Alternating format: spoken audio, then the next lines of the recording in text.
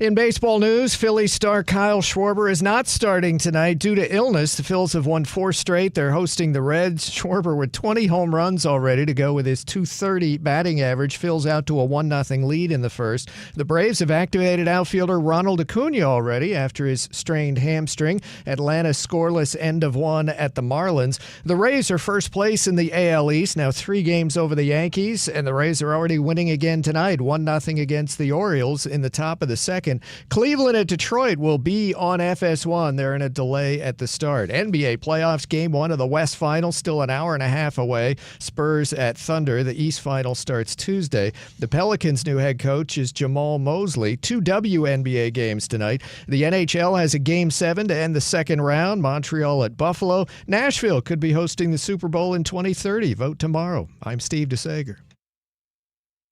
Elijah, put the camera on me.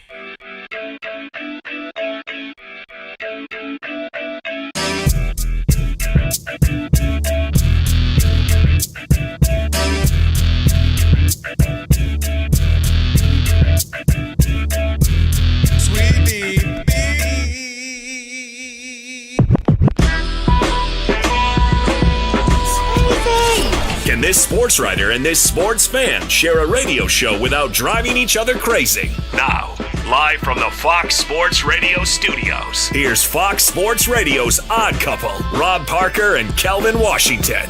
Password. Ack, ack. Enter, brother. Another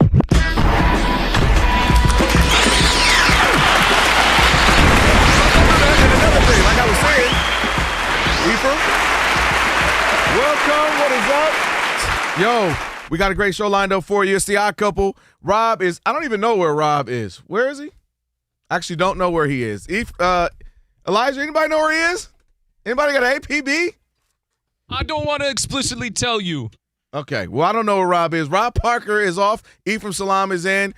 Kelvin Washington on a Magic City Monday. Maybe he's at Magic City. Oh! Could be. Getting ready for August. We got a lot in store for you coming up on the show. Of course, you got to get locked in. 877-99 on Fox. 877-99 on Fox is how you can call in. The Odd Couple FSR on socials. Ephraim Salaam for Ephraim. K-Dub Live for myself.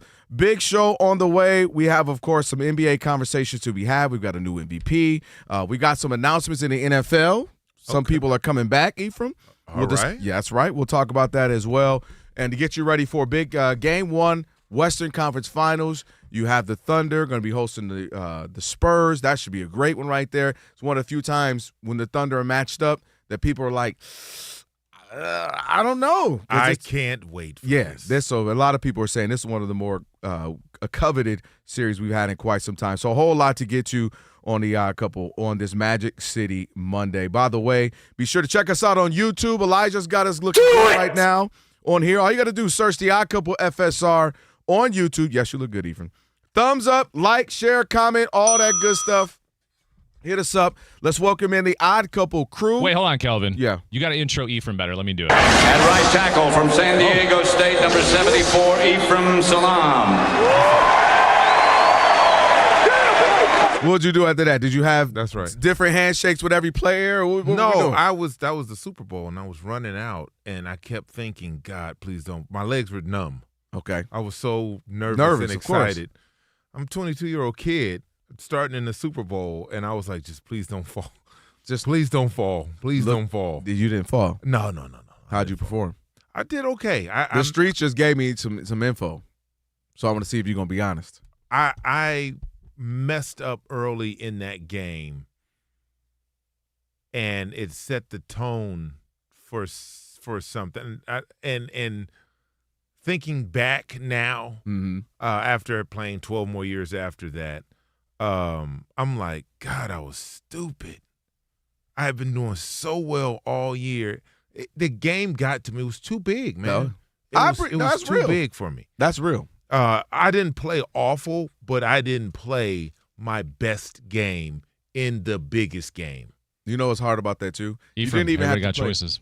Yeah, everybody does have choices. You didn't choose right. I did not. The worst part about that is, too, to your point, it didn't even have to be that you sometimes in life, and this goes for all of us, right? It could be an audition. I'm like, you don't even have to be the best version. Just be you, like Just the be normal. me. Be your standard par too version much. of yourself. It was too much on the line. Be that, and you should be fine. I mean, I had the same run years ago in some sports, and I'm like, man, if I had just been normal me instead of a bad version of me, I'd have been all right. So you had the equivalent to starting in the Super Bowl in your athletic Yeah, yes, for what I did. Oh, See, you was in the NFL. I Well, didn't what make was the that? NFL. What was- don't disrespect. Don't disrespect. I'm asking. No, The I don't people like your wanna tone. know. I don't like your tone right now. You What know was your equivalent to the Super Bowl? No, what did I say? I said audition. Okay, Oh, I did say that. Okay, Now, if you what want was to the go audition? sports, What was it for? well, there's been quite a few of those. Okay. But what's the state one- championship in basketball. Oh. on my way. Okay, go ahead. What? This is why. Hey, this is why I hate doing shows with pro ex athletes. Why? Rob G. Why? You can't bring up nothing. It was like when I. No, so whoa. No, that's It's like that's like NBA I- Game I- 7 of the NBA Finals. I would get on the plane, and somebody would be, oh my God, or if they recognize me or something like that, and then they would say something like, you know, I played. you know, back I was in- all district fullback in 10th grade. I'm like, what? Hey, man, I get it. Hey, you know what you gotta I do? know what you're going through. I was all district fullback. Yo, and you are the weird one. The rest of us are the normal ones. Well, the that's true. 99.9% of us who never got to play. you pro know what? sports. I never You're really the- thought about it. Yeah, like that. you're the weird one. God, you're the anomaly. Wow. Walking around, Okay. Rob G, walking around here 6'9.5", 290, and 13 years in the pro. You're the weirdo. That is true. The rest I of am. us are normal. I am the odd one. Rob out G, in when the did you odd max couple. out? Senior year of high school. Senior year for me. What was- Alex, Haven't got there yet. haven't even gotten there Still yet. working on Still it. getting to it. Steve, when did Steve, you max I don't out? know. When Steve did you DeSager, max when out did in you max sports? out in sports? I played 4 years of baseball, so high school. High school. All See? right. We're all normal. Anybody else? You're not normal. Well, I don't even know. Whatever all had Elijah choices. said, it's the same thing, dang it. So we all had choices. we all had choice. Whatever. Yeah, man. Choice to be 6'8". Hey, man, it's a lot Hey, of let's 6'8" welcome in guys working at the gas station. No, but they're not, though. It's a lot of them. Ephraim, stop. No, What? no. Rob G, have you ever seen a 6'8" dude working at the gas station? Thank you. You've ever walked in somewhere, no matter where it is, and you saw somebody giant, you'd be like, oh, snap. True. You're like, oh, he really in here bagging groceries, or he really in here, That's true. at the bouncer. Bouncer's at the door. Yeah, but then that could be. You go to the club, the dude who won, and you want to look at your life. You be like, man, this is a big dude. He should have played. Hey, man, we all Everybody had had choices. choices. Anybody listening? That's Should've welcome to tried the harder Odd in high Couple school. crew. Rob G, producer extraordinaire. Blood Mexican. Shout out to Bud Mexican. Engineer extraordinaire, Alex. Alex, you're a hidden talent. You are a hidden talent, even though you're no longer hidden. And, of course, we got Steve DeSager going to get you updated. Hey, Steve. And Never heard of him. on social Never media, heard of him. the guru, Elijah. Never heard of him. Man, you still ain't heard of him. I've been here almost 2 years. You still ain't heard of him. Never heard All of right, him. let's get this thing started, Ephraim. We got to start having some conversations. One thing I love about having you on, of course, everybody thinks it's you as the NFL, but you, of course, know all sports. You know NBA, play ball yourself. Let's talk a little bit about the fact that we're going to start having some uncomfortable conversations. In a matter of about 6 weeks, NBA Finals should be over, give or take. Okay. And if a particular person does a particular thing or two, we're going to have to start having some talks. And I'm talking about SGA. Oh. If SGA, who was just announced finals the regular season MVP, League back-to-back, Back-to-back 2 keep times that in a row. mind because that matters. Back-to-back. This is the fourth year averaging 30 points or more. The only other person to do that was Jordan, which once you start getting them, only other person was Jordan's. The only other person is like Wilt or Kareem that you'd usually have those conversations with. So if he were to win finals MVP, be two-time finals MVP consecutively, and MVP of the regular season consecutively, 30 plus 4 years in a row, you see he's Dagner 50-90, 50-40-90. We have to start having some conversations of where we're starting to place this kid already in his career. Because what he will do, have done will be unprecedented for just about everybody except a couple of people. So we have had consecutive MVPs. Steve Nash did it. LeBron's done it. Obviously, Jordan did it. Steph did it. You know, there's a handful of guys who have done it. I think 14. But to have done it and then win finals MVP, you're starting to shrink that list. And then to do it at the efficiency he's doing. And when I know teams hate, everybody can't wait for the Spurs to knock off the Thunder, but the team collectively has been so great. I'm starting to think, where is he going to be when we start talking about the great guards or the great shooting guards? Because I think two guards, typically it would go Jordan, Kobe, D-Wade. Some people might put James Harden. I don't think you could put – some people do. That was a whole debate. Remember Paul Pierce dropped that bit. Rob G remembers because he was saying, is he over D-Wade? And everybody's like, a lot of people said no. Some people said, yeah, I don't think so. But if he's fourth, SGA, well, what he's going to do, you start to have some conversations. Is he knocking on – I know it's crazy because he's in the middle of his career, but is he knocking on D-Wade territory? Is he surpassing him? He would have been MVP. D-Wade never got an MVP, right? Am I mistaken? No. No, he hadn't. He'll have two of them things, potentially two finals MVPs.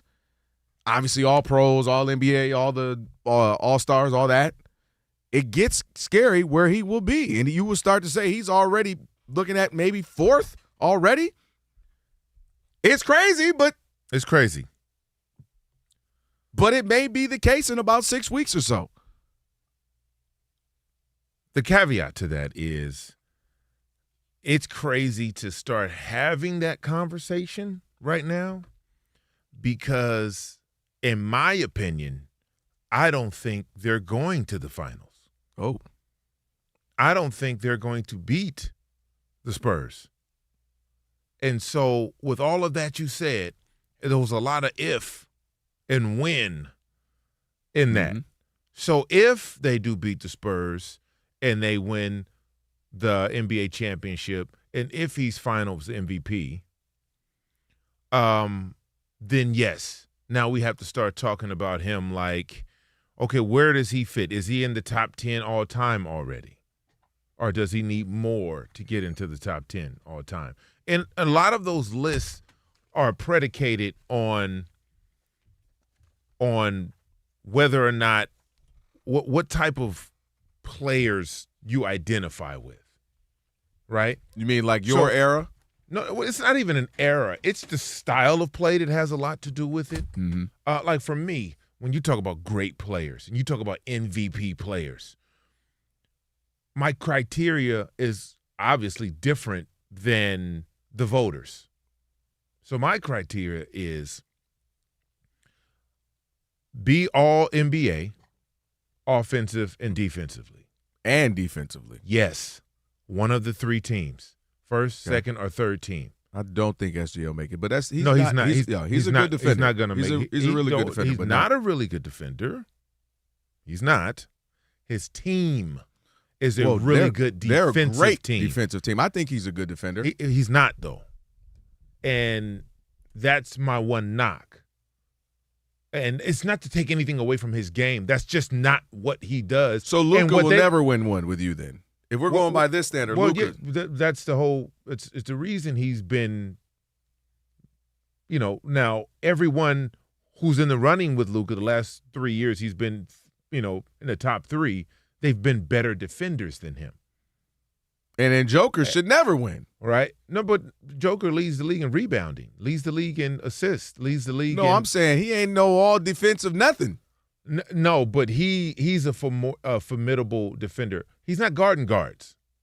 You understand? That there's a difference. When you go big and you go small, there's a difference. That's why I always say he's fortunate the era he plays in. Right. There's a difference. Because night in, night out to have to go up against Patrick Ewing, David Robinson, Lonzo Mourning, Shaq, Hakeem Olajuwon, every single night. We can't even go there because then that's opening a whole other thing. But what I'm saying about SGA, this is a league of wing play. Everybody's playing out on the wing. And to be a guard and not be able to guard, now it's like, okay, well, even though he's won 2 MVPs, do I put him over Kobe Bryant? Absolutely not. Kobe Bryant was 12-time all-defensive. No, I mean, right? That we're nowhere near that conversation. So, but this is what some people may be like, yeah, Kobe only won 1. It's all about your criteria. It's all about what resonates with you as a fan, as a viewer, as a reporter, as a voter. Like what? Like James Harden when he won MVP, right? I'm like, oof. Like he was a worse defender than SGA. Sure. Right? And so when you start building up Steve Nash, in my opinion, you win 2 back-to-back MVPs and you can't guard you. Right. Wait. Not you. I mean, But we had said, 19, 22 to 24-year-old me, I could have got a bucket and or you two. couldn't guard Rob G then, All right. okay? Is that better? I felt a lot better with that. Okay, but what I say that to say, like, yes, he was a dynamic point guard, and he was leading the league in assists, and he had the number one team in the league and all of that. But was he a better player than Kobe Bryant in those 2 years? Absolutely not. This is where it gets tough, though, because I totally get your point, and I think that's why I don't know. There are a handful of MVP seasons that people always debate. That's clearly one because some people, while you'll say Kobe, the first one people will say Shaq. Shaq, of course. So yes. So then if you walk away from it, then your thought process could be, also Steve Nash should have never won one because either Shaq or in my Kobe. opinion, that is correct. Right, and I disagree because as good as Steve Nash it was. Right, and I disagree with that because we saw what he did to a team that wasn't doing nothing prior to him. That all of a sudden win 60 games? And then do what? Don't do that. Dang. Don't do postseason. And then don't do that. We in regular season. And then don't do that. But what you just regular said, season. Listen how we walked into this conversation. You gave a list of accolades, some that Shea hasn't even reached yet. Right. That had a lot to do with the postseason. So let's not go eradicate it. We are talking about Steve Nash's MVP I back-to-back season. But what I'm saying I will give you the one. Okay. But I'll give you the one. But I'm saying we can't. That should have been Shaq. Posthumous, That you one can't should go have been. back. You're right. But I'm just saying this is why it's always going to be difficult because some people just go, well, who's the best player on the best team? Check. Some people, like you said, no, it's a criteria. He's got to be. This gotta be. Some people. Westbrook wasn't on the best team and had the best record and won MVP because he led the league and in a triple-double for the first time since the Big O did it. Yeah. And for those who don't know, Big O is Oscar Roberts. Thank you for that because some people don't. That's why it was people deemed it as special. Like, yes. I'll make an exception to how I normally vote because this is something unique or special. Well, Nikola Jokic has been averaging a triple-double for 3 years. He's a victim of his own success. From the center position. He's a victim of his own. We now. How you lead the league in rebounding and assists? Lead the league. I know. First time in the history of the NBA. And we act like it's normal now. An individual player has led the league in both rebounding and assists. And he only gets like 12 MVP votes? How, Sway? Because people saw the record averaging of the Thunder. 28 points a game? The record of the Thunder. What? I'm telling you, that people go, well, who's the best team in the conference? All right, check. Who's the best player on that team? Check. But that's it. But SGA, because I think he doesn't have the swag, our era, or what they say now, the Riz or whatever, the aura that you would think like a Kobe had that, right? He had it in spades. We're not even gonna talk about Mike. Yeah, SGA is almost unlikable. The whole team is, and he's a great guy. It's nothing he's doing that make people be like, nah, that's just not my cup of tea. It's his style of play that a lot of people not really feeling. It's the antics that OKC. But look, that's their team dynamic. That's what makes them great. Is because they don't care what anyone outside the locker room thinks or anyone outside that arena thinks. That's why they're so dynamic. At the end of every game, their post game, you pick a guy on that team to interview. They all stay out and are a part. They do of the that whole interview. I don't care who it is. So there's something to be said about how dynamic that team atmosphere is, but for some people, it's just not their cup of tea. Yeah, I think it has gotten that way. I think it went from indifferent, like, oh, it's Thunder, whatever, to now they're not liked. And I'm gonna tell you why that happened. Okay, there are some reasons. We'll tell you that. That's a tease. Ephraim is in for Rob as well on a Magic City Monday. Keep it locked with your boy. Oh, keep it locked. We're going to find out, is that where Rob is, actually. Keep it locked with your boys, Odd Couple, Fox Sports Radio. And by the way, if you're thinking about what's next for you professionally, whether you're looking to move up, switch fields, or finally finish that degree, University of Maryland Global Campus has your back. Explore more than 135 degrees and certificates to arm you with the skills for today's job market. Affordable, online, and built for working adults, UMGC offers programs that help you build lasting skills in leadership, communication, critical thinking, and more. So apply by June 1st and save with no application fee. So go to umgc.edu.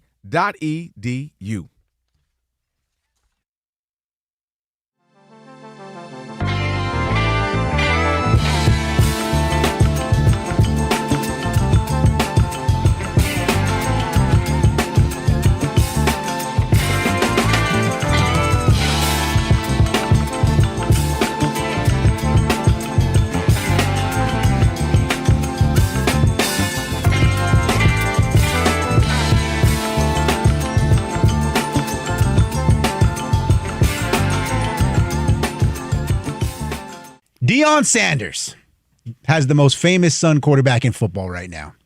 His name is Shedeur Sanders. Mm-hmm. And Deion went on a podcast this week in Cleveland, and he said that his son endured hell during the 2025 pre-draft process and his rookie season with the Browns.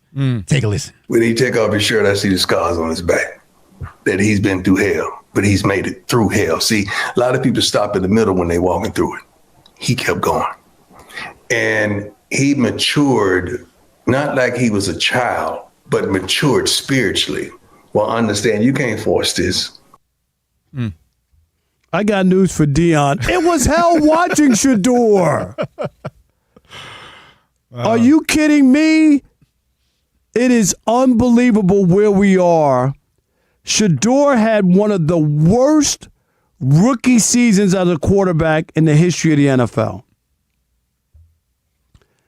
56.6% completion, 1,400 yards, 7 touchdowns, 10 interceptions. The Browns went 3-4 in those games. His 10 interceptions over the final 8 weeks were an NFL high. Do you hear me? NFL high. Mm-hmm. Of the 36 quarterbacks with at least 200 passing attempts in 2025, Kerry, Shedeur Sanders ranked last in completion percentage, passer rating, adjusted yard per attempt, 5.14, adjusted net yard per attempt, 3.94, and the Brown signal caller was also second to last in interception rate at 4.9. That was hell. And for all the people, every time he threw a touchdown, who would text me and all of these Shedeur guys, I was like, dude, can you stop? Because you never text me when he throws another pick. Right. Okay? He did not play well. If this was Dylan Gabriel with these same numbers, what would people be saying, Kerry? What would they be saying? Oh, let's be done with Dylan. They would be done with him. Be done, yeah. He can't play. This whole idea, like Shedeur was done wrong, I get it. A lot of guys, Kerry, you know, their games don't always translate over into the next level. Right. You could be a great college quarterback. Plenty have been great college quarterbacks. Just close your eyes and pick an Ohio State quarterback, right? Yeah. And they're very good. All they do is win a ton of games and pile up stats, and then they go to play on Sundays in the NFL, and they can't play. Yeah. I just don't. The Shedeur thing kills me. It just does.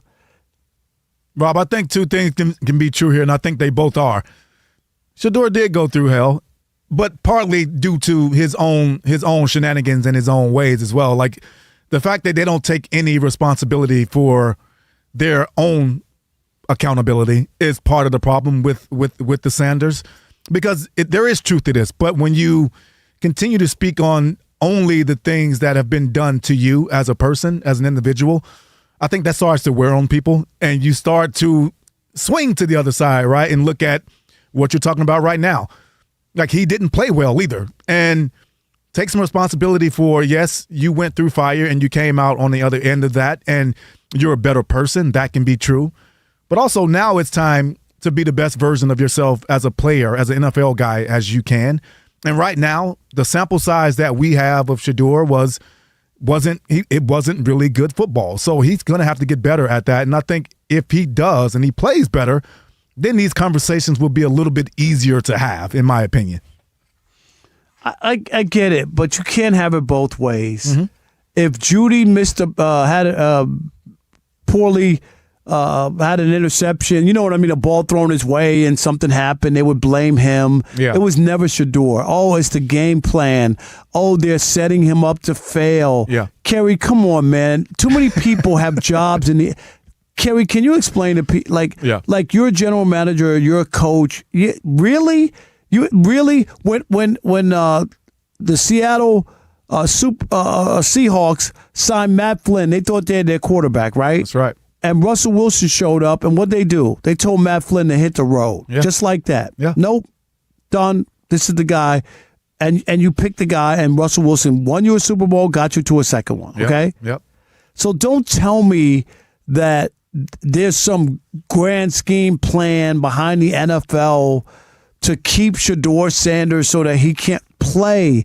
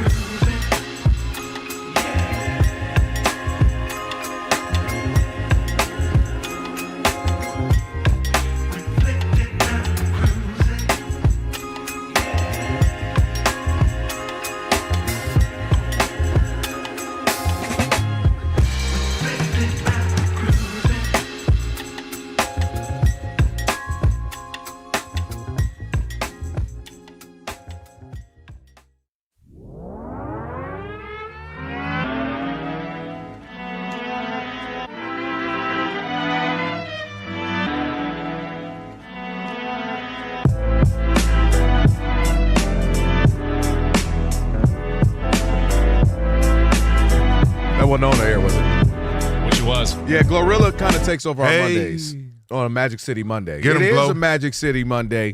Ephraim's in for Rob, Kelvin Washington. It's the odd couple. Steve DeSager's getting ready to get you updated here in just a moment. By the way, if you missed any of today's show, that's right, hey, Steve, be sure to check out the podcast. Just search the odd couple wherever you get your podcast. Please follow it. We appreciate it. Rate us 5 stars. Provide a review. All that good stuff. So, again, just search The Odd Couple wherever you get your podcast. You're going to find the best of and a full version. Rob G always works hard to get that up there as well. Especially when I'm here. It's rated 5 stars. It's just rated 5 stars when you're here? Yes. Do it! When I'm not here, but especially when I'm here. You think you deserve the 5 stars? I try to give the people what they want. All right. Can I roast you real quick? You can roast whatever. That bowl's too little for your 6'9", 300 whatever pounds. It's portion control. Look at look. It's I'm glad you can see that. What is that? You know how hungry you got to be? It's just a protein bowl. My 4.5-year-old daughter can eat that. It's just a little protein bowl. Stop. That's all. Usually people say that in a figurative sense. That is very little. And it is unlike you. I've seen you come in with some bags. Well, look at this. Look how you see my you slimmed down a yeah, little you bit. See my neck and jawline? Yeah. This is this intentional? Yes, man. I'm almost 50. Of you on course. Ozempic? All right. No, that's what I would have known. No. What? All right.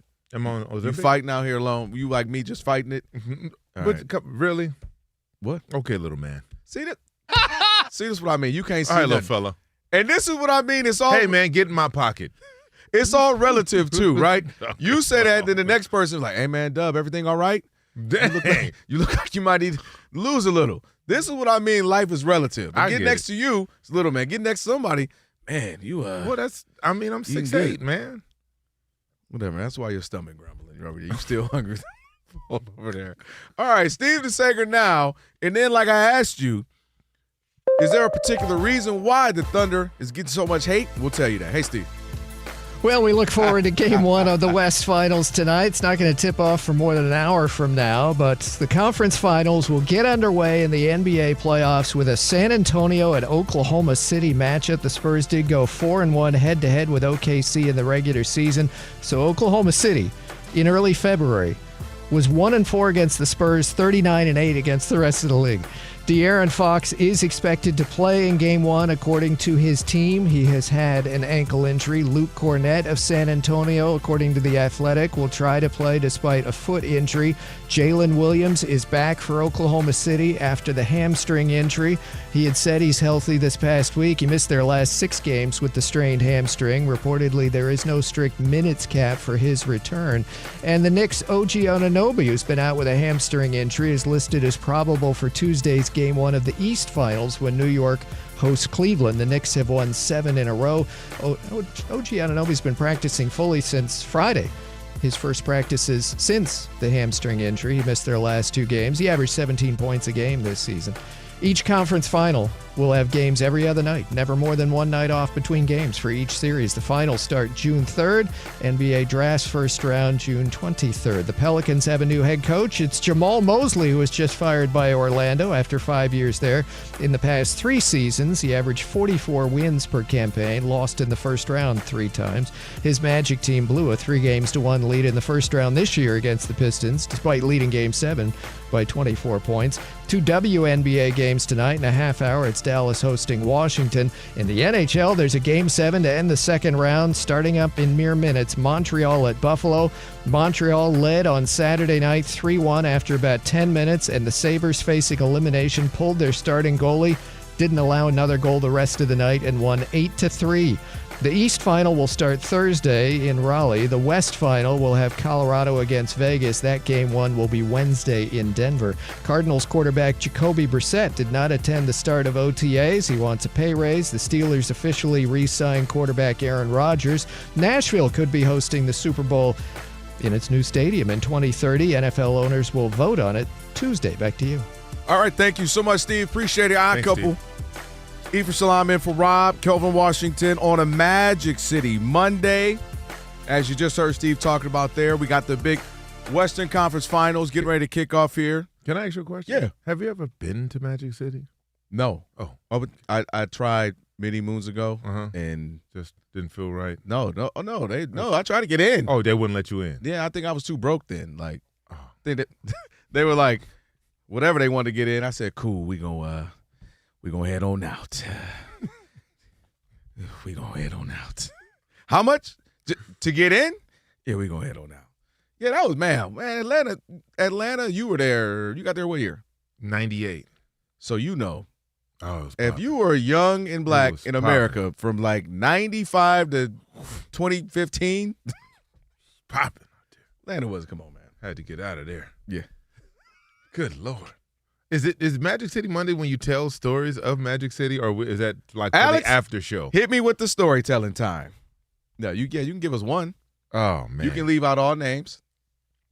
I remember when I first got to Atlanta. Okay, now this is great. By the way, for those who don't know, Magic City is an adult entertainment. They listen to this show. They know. I'm just saying the maybe it's a 12-year-old in the car right now. How giddy Rob saying, Parker gets. Oh, I'm sure. They got a plaque of him in there. Singularly, the reason why he's getting in shape. Put more young girls through college than anywhere. It's like a United Negro College fund. Yeah, but you're giving him a little too much. Okay, what he giving them can't get them through college. There's only a few bucks. He ain't putting them through college. They can get them to college. Get them there. Get them there. Put some gas in the car. They got to do the work themselves. But I wasn't prepared for the level of entertainment. Okay. That Atlanta had to offer in these establishments. Because in California, it's 18 and up, no alcohol. It's just topless. Yeah. In Atlanta, they didn't even have outfits on. When you walk in and the entertainers are walking around with their costumes in their hand, I was like, what is happening in here? Hey, yo! I think I may have proposed to 12 ladies the first day I was in there. I'm like, you can't be in here. I'm going to save you, girl. You cannot be a part of this. Let me get you out of here. What's your real name, Sapphire? Bridget. What's your real name, White Chocolate?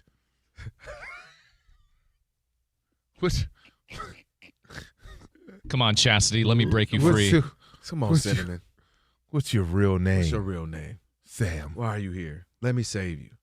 I just You're too good to be here. It blew my mind. And that's about as much of the story as I can tell. We'll take that in the mid-afternoon. Yeah, we'll drive. take that. Okay.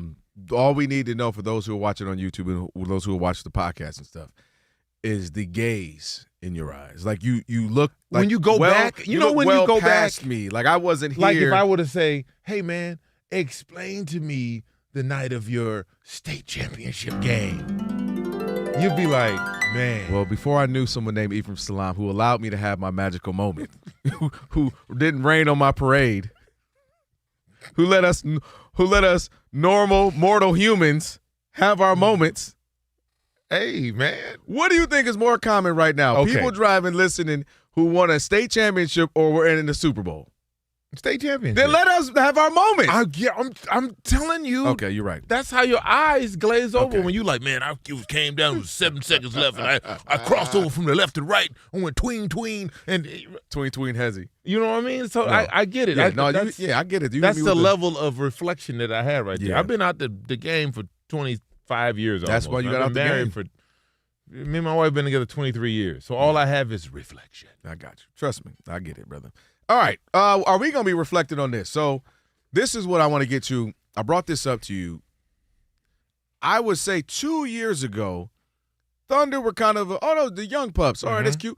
Oh, wow. Look at SGA, who all the picks they got and gave up Paul George. Wow. Look at Chris Paul and kind of the what he helped groom them as professionals, blah, blah, blah. So you thought it was one of those teams. You're like, all right, this is kind of a cute thing. Maybe they could be, all right, maybe they could be something.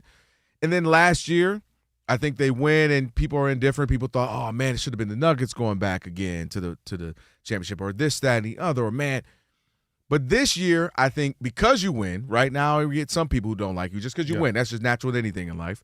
I think you win. I think also the fact that they win at such a high clip, even just regular season games. So they're always winning. They're always in the point differential, right? They're blowing everybody out night in, night out. And then I think this is the additional reason. So we know a lot of people don't like the flopping. And it's not just SGA, where it's the foul merchant side of it. That adds to it, but I think it's also the whole team. It's everybody. They play aggressive, which typically I like. They play aggressive against you, but when you return that, And that's they what we- fly into the stands. That we don't normally see. The Spurs don't do that. Teams Yeah. that we think of as tough. The Pistons didn't do that. You know, if you got by them, you got by them. They didn't flop. And that's what makes people start to dislike the Thunder. And last part, this is the missing piece I want to ask if you think this is also why. Because in a social media world we're in, what did LeBron in the playoffs go 0 dark 30? You didn't really get much from Kobe during social media. I don't even know did Tim Duncan even have anything? You talking about the TikTok dances? Yeah, the TikTok dances. McCain comes from Philadelphia. And if Rob always talks about people hate Caleb Williams because of painting nails. Well, McCain is painting them and dancing and showing you them. And Jalen Williams. And that is definitely And I think that part of was it. the final straw. Yeah. Or maybe, Rob G., it was the trench coats that were awarded from SGA. Thumbs down, Rob G. The baby trench coats. Yeah, he got them all trench smalls, coats. Yeah, though. That was like, what type of because a waist height? Yeah. Well, I mean, Chet is 7'2". Yeah, but so. Everybody's was short. I'm Yeah. like, what is mini? So coats? I think that made it. I'm not gonna lie. That just some things you got to keep between the team. That was a little weird. I do, and I think people are done. Is my point. I think a lot of people are like Spurs. You're our last hope. I think the TikTok aspect of it, and nature of their team, is a little off-putting to a lot of fans. The great thing, and the one thing about fans that I know is they like their sport the way they like it. That's why you always get into era conversations. Well, back in my day, or back when I watched it, or I just like this. This is why, Jordan is my GOAT. This is why this, and this is why that. It's based on your preference. I think more people who are NBA fans, older and younger, find the social media aspect of it, the TikTok of it, a little bit off-putting. Now, it bonds their team. They love it. Oh, for sure. And I'm all for things that bring you together as a team. Being on teams that were great and teams that were not so much, I understand how great that dynamic is in the locker room and in the building when you guys are on a mission.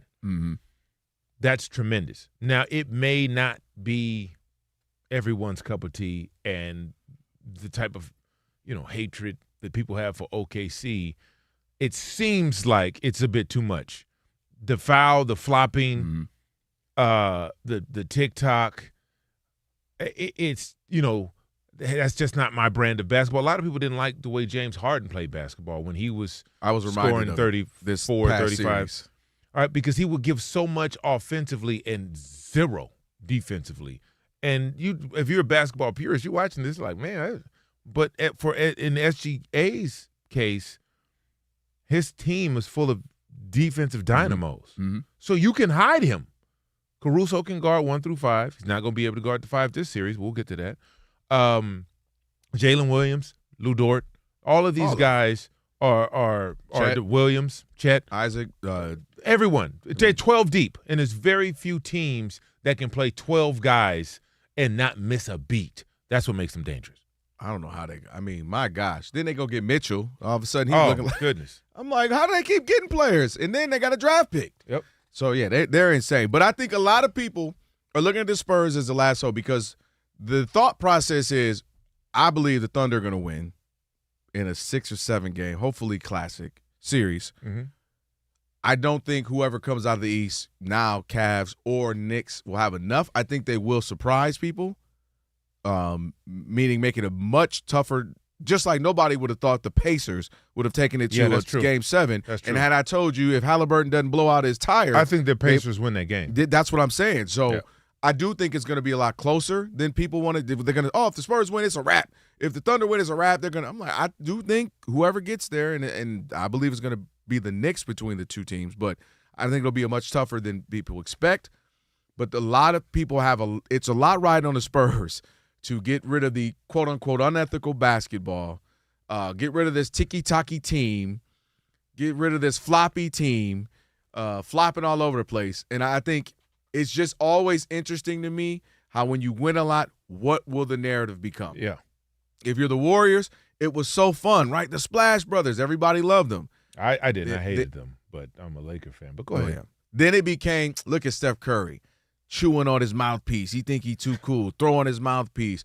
Look at Draymond. He's crazy. He's this. Oh, they got to get KD. They got it. And then all of a sudden they become that. And it happens all the time. When you're the winning so much, we got, if you're the Patriots, right? It's this, it's that. It's your cheating. It's Tom is this.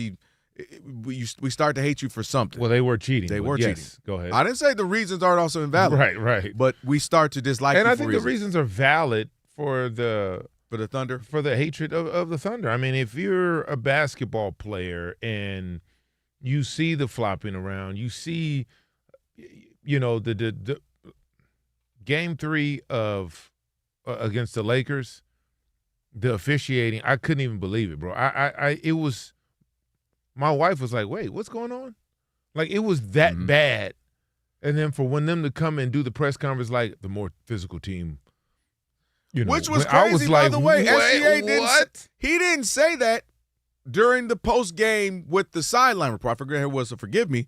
The sideline reporter asked. He said they were the more physical. They brought it to us first. They punched us in the mouth. So then when he got to the press conference, he said, the more physical. I'm that's like, wait a minute. Media stuff. That's what he knew he was playing in Laker fans and in their team's face. Yeah, he was trolling, basically. That's exactly what because it was. I'm like, wait, I respected that he was like, yo, they were the more physical. Then he got in the bigger press conference, and he was like, yeah, we just a more physical team. I said, wait a minute. Yeah, they trolling. Yeah, he's trolling at this point.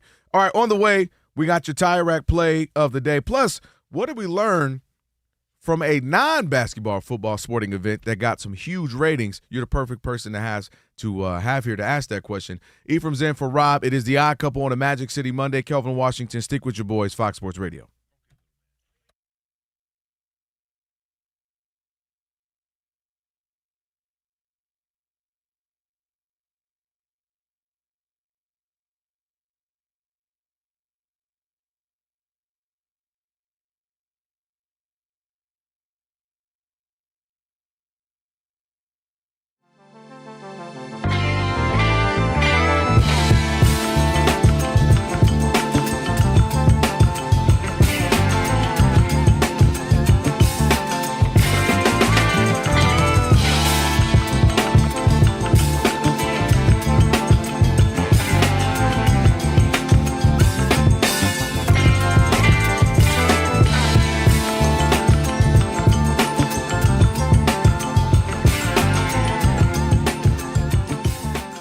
Let's do it, but the NFL, we want to start here, Kerry. Your bread and butter, of course, as a former NFL player.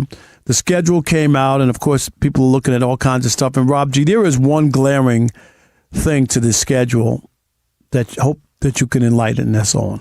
Yeah, so when the schedule comes out, everybody looks at a couple. They look at when's your bye week. They look at what's the standalone games. We talked about yesterday, Thanksgiving and Christmas. Those are big marquee events for the NFL. Mm-hmm. And then the other thing you look at is which teams have the most primetime games. So no surprise, you got the Rams got a lot. The Bills get a lot. The Seahawks get a lot. You're not surprised by that. Right. But when you look down the list, you say, well, who are the teams that didn't get any? And there were 5 teams that didn't get a single primetime game. Not a Monday night, not a Sunday night, not a Thursday night. They can't even get that Black Friday game, like nothing. They got no primetime games. And the one that stood out was my beloved Las Vegas Raiders, despite hiring a new head coach who came from the Super Bowl champion Seattle Seahawks and drafting first overall Fernando Mendoza, the Heisman Trophy winner, the most recognizable college football player last season. The Raiders, no love from the NFL. Kerry, this speaks volumes to me. It says a couple of things. What you got, Rob? It says Fernando Mendoza will be a bust. Don't even bother watching. Uh-huh. Tom Brady doesn't know what he's doing. He's ruined a storied franchise in the Raiders. Don't waste your time. How in the world could the NFL make a schedule, Kerry, and not have at least one game where we could see the first overall pick on a national level? It speaks volumes. It tells you they don't think anything's going on. One game? We can't see Fernando Mendoza in one game? Yeah. Well, I mean, seriously. Like the NFL is telegraphing it. They don't think he's anything special. This now takes me back to all those scouts who said if this was a different draft with other quarterbacks, he might be the 5th or 6th quarterback drafted. It was a weak quarterback class. That's how he leapfrogged to number 1. And here we are. The Raiders, I know they haven't done anything since Moby Dick was a guppy, and it's been a long time. But they have a rabid fan base. They have a Raiders Nation is real. Right? And JT the Brick, is Mr. Raider. He's still doing it. They love it. The Raiders. They're in Las Vegas in a fancy stadium. High tech, all the stuff. And the NFL had the nerve, the audacity, the unmitigated gall. Thank you. I was trying to get it. I got you, Robbie. To say thank you, but no thank you. I think it's an indictment on Fernando Mendoza, even more so than the Raiders, because the Raiders have been bad. And they've gotten on national television before. How in the world could this happen, Kerry? Yeah, I'm 50-50 with you on that. There's definitely some energy towards no excitement for Fernando Mendoza taking over that number 1 spot, going to being the number 1 pick and going to a team that obviously wasn't good. But yeah, if it was Peyton Manning or it was any one of these guys that they thought was going to be the guy and be the guy that was going to turn around a franchise, they would be in at least one primetime game. So I'm with you 50% on that because I think it's not just that. The other 50% in this equation, the Raiders stink, and they've stunk for a couple of years now. And this team that they're going to field this year isn't going to be any better. And so you got this. It's culminated with, half of it being Fernando Mendoza isn't the guy, and he's not going to turn that thing around quickly. And the other part of that is the Raiders are a bad football team. Did the Jets get a primetime game? I'm not sure. I don't know if they did or not. No, they did not. Exactly. So these are some of the worst teams. But they don't have the first overall pick. That's where I'm going to push back on you. No, I hear you. Because this is a guy who won a national championship. Mm-hmm. Everybody knows his name who watches college football. Mm-hmm. And the idea that he's the first overall pick, and there's not one glimpse. Yeah. There's not one night that I can't see him on a national game. Not a local regional game because I live in Las Vegas. Right. That doesn't make any sense to me. That's not what you do when promoting people. And basically, they snubbed Tom Brady too.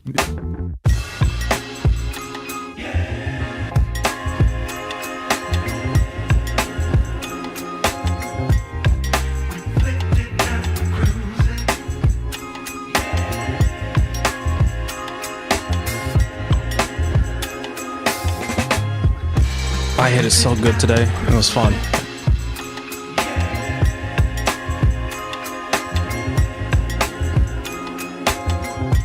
I need baby oil. Fox Sports Radio, it is the Odd Couple. Ephraim Salaam, in for Rob, Kelvin Washington on the Magic City Monday. We got a whole lot coming up. Hey, like I said, the return of somebody back to a team. We'll talk about that next hour in the NFL. Also, I want to get your thoughts last hour on something we saw over the weekend that Ant-Man did that had folks up in an uproar. Okay. We'll talk about that as well. Let's get to it right now. It is time for your Tire Rack play of the day. Out in full mount, ground and pound. Rousey looking for the arm, and already the arm, it's over. Mamma mia! It is just incredible. The most devastating finish in MMA history. And Ronda Rousey just took another arm hostage, and just like that. Netflix on the call there. Tire Rack play of the day. Brought to you by Tire Rack. For over 40 years, Tire Rack has been helping customers find the right tires for how, for what, and for where they drive. Ship fast and free. Backed by free road hazard protection with convenient installation options like mobile tire installation. TireRack.com. It is the way tire buying should be, which leads to a conversation. Rob G, jump in real quick for us. Ronda Rousey wins. 17-second knockout of Carano. Big deal for Netflix. Yeah, despite it being such a short fight, according to multiple reports, Rousey Carano was #1 on Netflix this weekend across all of their movie feeds, because it's not a TV show, it counted as a movie, as a replay. And on the flip side, UFC, which also had an event on Saturday, did record low numbers on Paramount Plus. The big difference, even though one was 17 seconds, one gave you a full card, is one had names we knew, one didn't. And that is what, at the end of the day, we talk about these Jake Paul fights with Mike Tyson. Jake Paul fight with whoever you want to throw in there, some stars. Stars definitely matter, especially when you're having a spectacle. And then in this case, neither one of these ladies at this point are at their purest form, at their best version of themselves, and we don't expect them to all of a sudden be around kicking butt like they did a decade ago. But that still draws. And I was telling Rob G, if you're telling me, I didn't see it in real time, but if you're telling me something's on Netflix and I done heard through all the social medias and, oh, man, it was crazy, it was only 17 seconds, I'm going to click on that on Netflix. Yeah. 17 seconds, you're going to get my rewatch. I'm going to turn it on, give you 17 seconds, ding, and then move on with the rest of my day. But I'm glad you were here because I was saying you've got a big fight coming up. What's that balancing act of having the best, purest form of talent, but also having the star power and trying to balance the two? Entertainment is entertainment. And it's all about selling the entertainment. Ronda Rousey helped make the UFC what it has become. Her and John Bones Jones put that organization on the map. She stepped away from it after 2 hellacious defeats. Gina Carano was the pioneer of women's MMA for the mainstream. One's 44, one's in their late 30s. And so whether it lasted 17 seconds or not, there were 4 fights. 3 of them ended in the first round. They were sensational knockouts. It was an entertaining event, right? And I think that's what people have been conditioned to now. It's no longer about the purity of the event. It's about, are we entertained? And Netflix stepping into that arena. They're in the entertainment business. And so it's easy to click on Netflix and see that and make it #1. And most people don't even have Paramount Plus. So I genuinely don't know if I do. So I think it was entertaining and it was worth it. Are you not entertained? Are you not entertained? It's the return of Bird and Magic. We'll tell you what we're talking about. We are Fox Sports.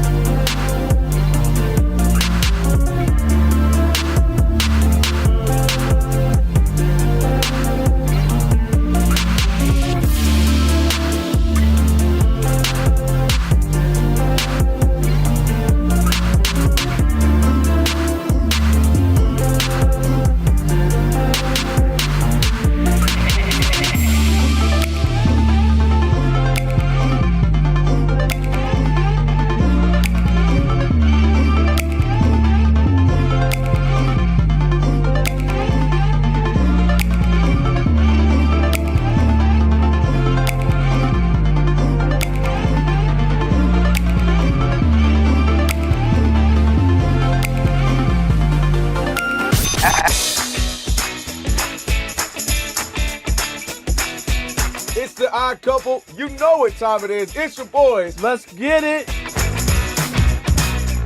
The Odd Couple is fun. Check. And informative. Check. What's up, America? You want to talk sports with one and a half of the best-looking guys in the game? That game was incredible. You are wrong. You'll be king of the water cooler. What's it like working with Rob? Rob in his mind is like Chris Rock mixed with Richard Pryor, so I'm running out of fake laughs. Ha ha, Rob. Rob is very passionate. Son, you ain't ready for this. Well, I don't have BS in my game. I'm straightforward. I'm honest. You say Brady's the greatest quarterback of all time, but Eli Manning beat him twice. And, of course, it doesn't hurt that I'm right most of the time. Kelvin is the nice guy, wants to make everybody feel warm and fuzzy. You done?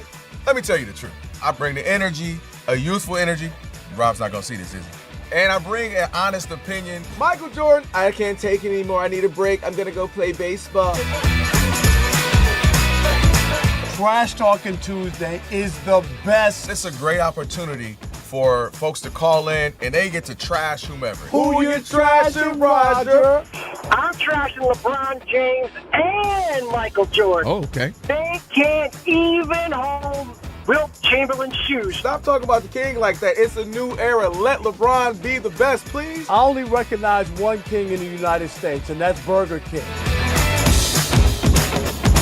The connection with the Odd Couple audience is incredible. We really invite them in. And they can relate, whether it be things about our own personal lives or our takes on sports. Love you guys. You guys are killing it. Hey, we appreciate you. Thank you for rocking with your boys. They feel like it's just my guys, just my friends, and they join right in on the show. We talk with the listeners, not at them. Obviously, you can listen to us live, but you can still check out the podcast. You can check out our YouTube. You can check us out on social media. So in any way you want to get it, you can get it.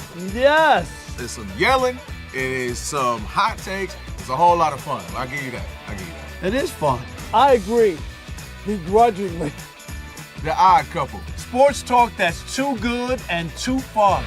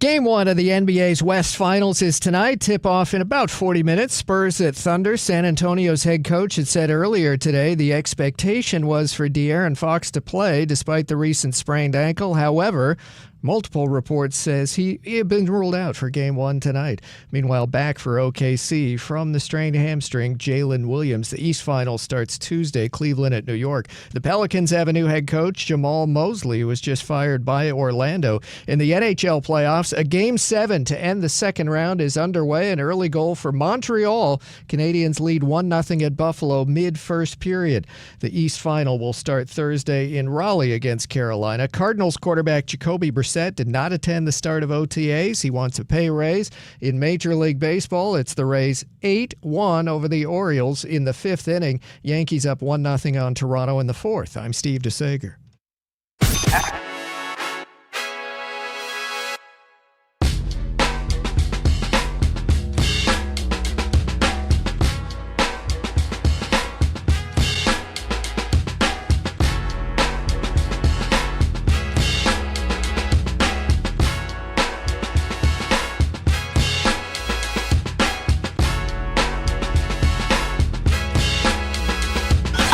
Can this sports writer and this sports fan share a radio show without driving each other crazy? Now, live from the Fox Sports Radio studios, here's Fox Sports Radio's Odd Couple, Rob Parker and Kelvin Washington. Hour number 2, the Odd Couple. You just heard it, Ephraim's in for Rob, Kelvin Washington on a Magic City Monday. Oh! That's right. Still a lot left in the show. We're going to get to Aaron Rodgers making a decision with the Steelers. We'll talk about that in a little bit. Also, Donovan Mitchell, what he may have done by getting that win in Detroit in Game 7 yesterday. So we'll talk about that as well. Be sure to check out our YouTube channel, and you can watch us live right now. That's right. We are on YouTube as we speak. Go check us out if you get a chance. All you got to do is search The Odd Couple FSR on YouTube. Hit subscribe, like, share, all that comment, and all that good stuff. Check us out again. Just search The Odd Couple FSR. We appreciate it right there if you're on.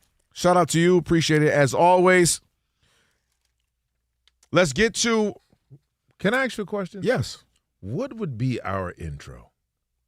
Ooh. What is it? One guy, won one a state guy championship. One guy only reported on it. Yeah. Well, what would be our intro? Problem is we got a lot in common. We do have a lot in common. Similar family style, similar ideologies, very well-versed in a bunch of things. There you go. Well, obviously, we start with one guy is 6'10". No, stop it. One guy has to crouch down to talk. The other swings his feet. The best part about it is I'm normal. It would be all physical things, right? Yeah, like one guy has the duck to walk into the door. Let me also think. No. One the other guy one steps needs a on stairs. booster seat. What Rob G, what about Ephraim though? I'm trying to think of is a little quirky or weird or me. One man had choices. One man had choices. The other didn't. Yeah. Okay. One man had choices. One guy tried harder in high One school man than is. the I got other. it. One man is David. The other is Goliath. Right. Okay.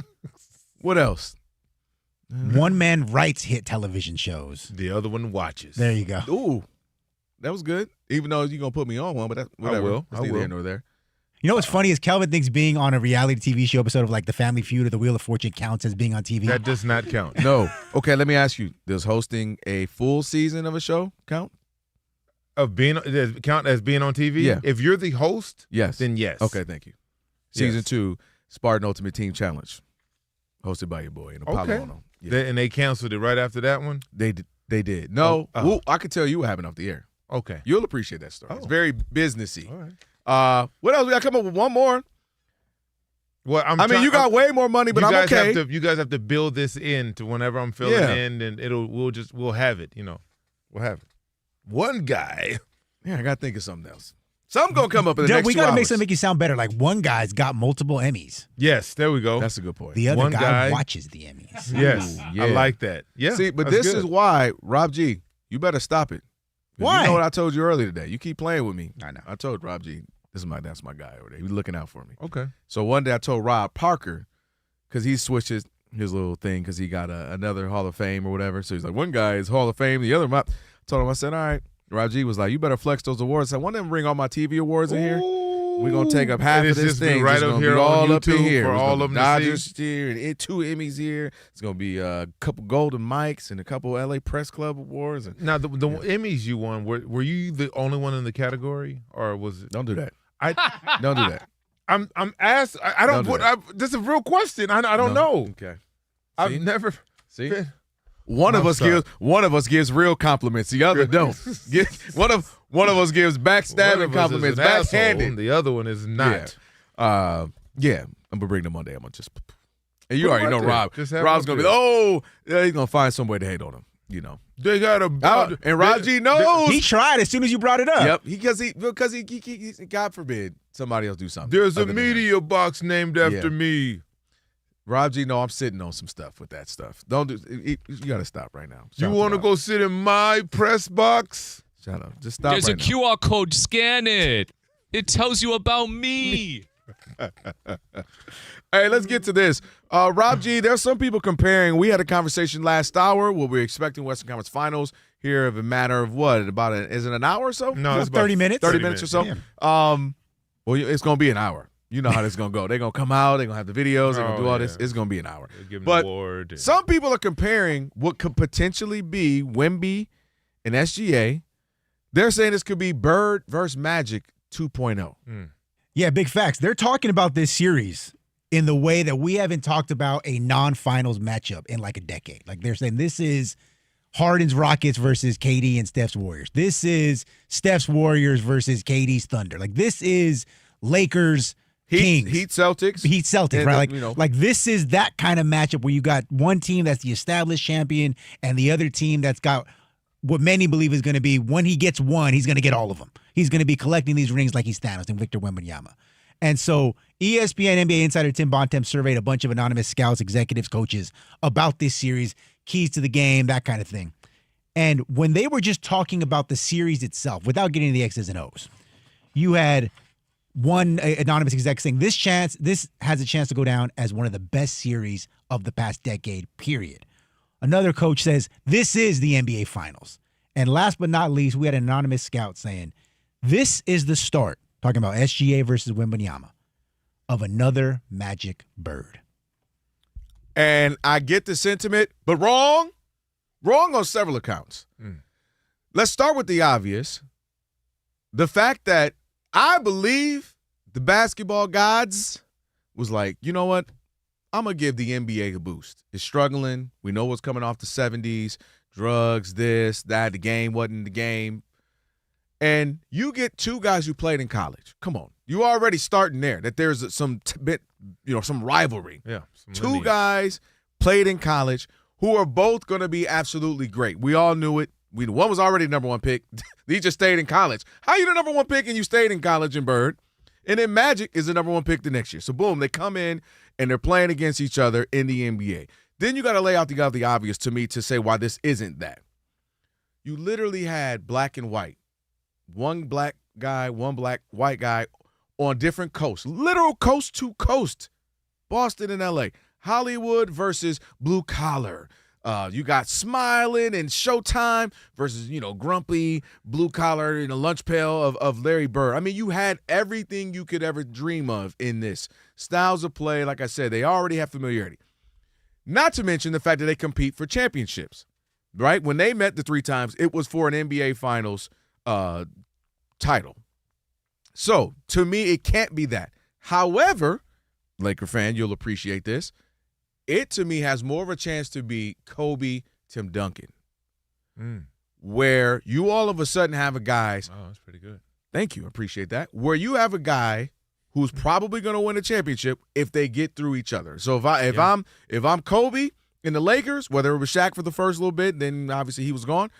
If I can get through Tim Duncan, we're probably going to win the championship. If you're Tim and the crew, we get through the Lakers, we're probably going to win a championship. They matched up in 6 different playoff series throughout their years. 99, the Spurs won. Then the Lakers won in 01. Then the Lakers won in 02. Then the Spurs said, 03. And then in both, mind you, the winners went on to win the championship. And then in 04, the Lakers won. They lost to the Pistons, and then the Lakers won in 08. But my point is, it was Spurs, Lakers, Spurs, Lakers, Lakers. To me, that is what this can be. Also, what happened in that time frame? Both of them got MVPs. Now, Kobe only got 1, but you got an MVP out of that. Tim got, 2? So I feel like it's going to be more of that. 2 guys who are and similar in guard, big man. So I think it's going to be more of that, where we get to witness for the next greater part, maybe 5 to 10 years, 2 guys compete for titles, compete for MVPs. Teams could be the number 1 seed in the Western Conference. But I think it fits that mold more so than a Magic Bird. I don't think anything will ever be that again. because of the magnitude of what it meant, how it raised the stakes in the NBA, how it popularized the game, how it made casual people at the water cooler at work who normally didn't care about the NBA watch it and talk about it. That was something unique. That's why I almost believe it was literally God sent, like, give you something that we'll never see again. This has the potential to be Kobe, Tim Duncan, Lakers, Spurs throughout the late 90s, the 2010 run 2.0. What you think? You made some extremely compelling points that I hadn't even thought about. So, kudos to you. Okay. The one thing you did leave out about Magic and Bird, the time in this country of divisiveness between African Americans and white Americans. That's real. And so it made it easy to pick a side, whether you lived in Boston or liked Boston. You hear those stories about black guys in Boston saying, man, I'm going with the Lakers. Right. I'm in Boston. Vice versa, right? And so that made that so dynamic because, to the NBA's credit, they played into that. I remember they had a commercial with Bird and Magic, and the limo pulled up through the cornfield, and Magic got out with the tuxedo, and Larry Bird was over there, in the field, and they stood back to back with the weapons, Converse shoe, same shoe, different color. Everything was pitted against each other. Now, in this current rivalry, which has just now become a rivalry this year, neither one of these are Americans. True. They're both of African descent. And so it doesn't have that level of gravitas or vitriol or hatred that in the late 70s, early 80s that a Magic Bird had, right? This was a social thing. Yeah. It wasn't just a basketball thing. It was a social competition. Absolutely. And societal differences and biases and bigotries. We played basketball the real way. All of that was poured way into that rivalry, which made the league what it is today, what we see it is today. Now, none of that plays into this. So I wouldn't go as far as Magic and Bird. Now, there's a caveat to that. You have to say, no, not any of that. Just in terms of them playing against each other. Now, mind you, another thing, these two players could never meet in the NBA Finals. That's what I was saying. So you got to be careful of your comparisons and what you throw out there. That was such a dynamic. There have been documentaries and books and all kinds of things been written and filmed about that rivalry and what that meant to the not only the game but the country. Yes, this doesn't have any of that. No. One guy is from France, the other guy is from Canada. And so it's not a situation where it's like, what side are you on? They're not lines drawn in the sand where Boston fans or Laker fans or New York fans or any other fans are picking a side of these two teams. It's not that deep. It's not that deep. When the Celtics and the Lakers were going back and forth, there was sides picked. I don't care who you liked. Right. Like you said, there were black guys in Boston like, I'm rolling with Magic and the Lakers. There are white people in L.A. going, I'm going with Larry and the Celtics. So in this iteration, we haven't even seen this play out in the playoffs yet. Tonight will be the first time we get a chance to see if this can be a rivalry. We don't know if this can be a rivalry yet. And we don't know the impact that this series is going to have. Say it's over in 4, either way. What are we talking? Right? What are we talking? It's over in 5. What are we talking? Let us get some game 7s under our belt and the winner go on to win the championship, and now we're revisiting that again next year in the Western Conference Finals or in the first or second third, round of the playoffs. That's how you build that lore. You can't just parachute in without it even being a rivalry yet. It's not a rivalry yet. I think where the rivalry will become, if I can speak, is because it'll be, well, which one of y'all win MVP? I think Joker obviously will be in the mix probably another 2 to 3 years. Yep. But I do think that he took I don't think we discussed honestly on this show enough, and I've hit on it. Rob G knows that.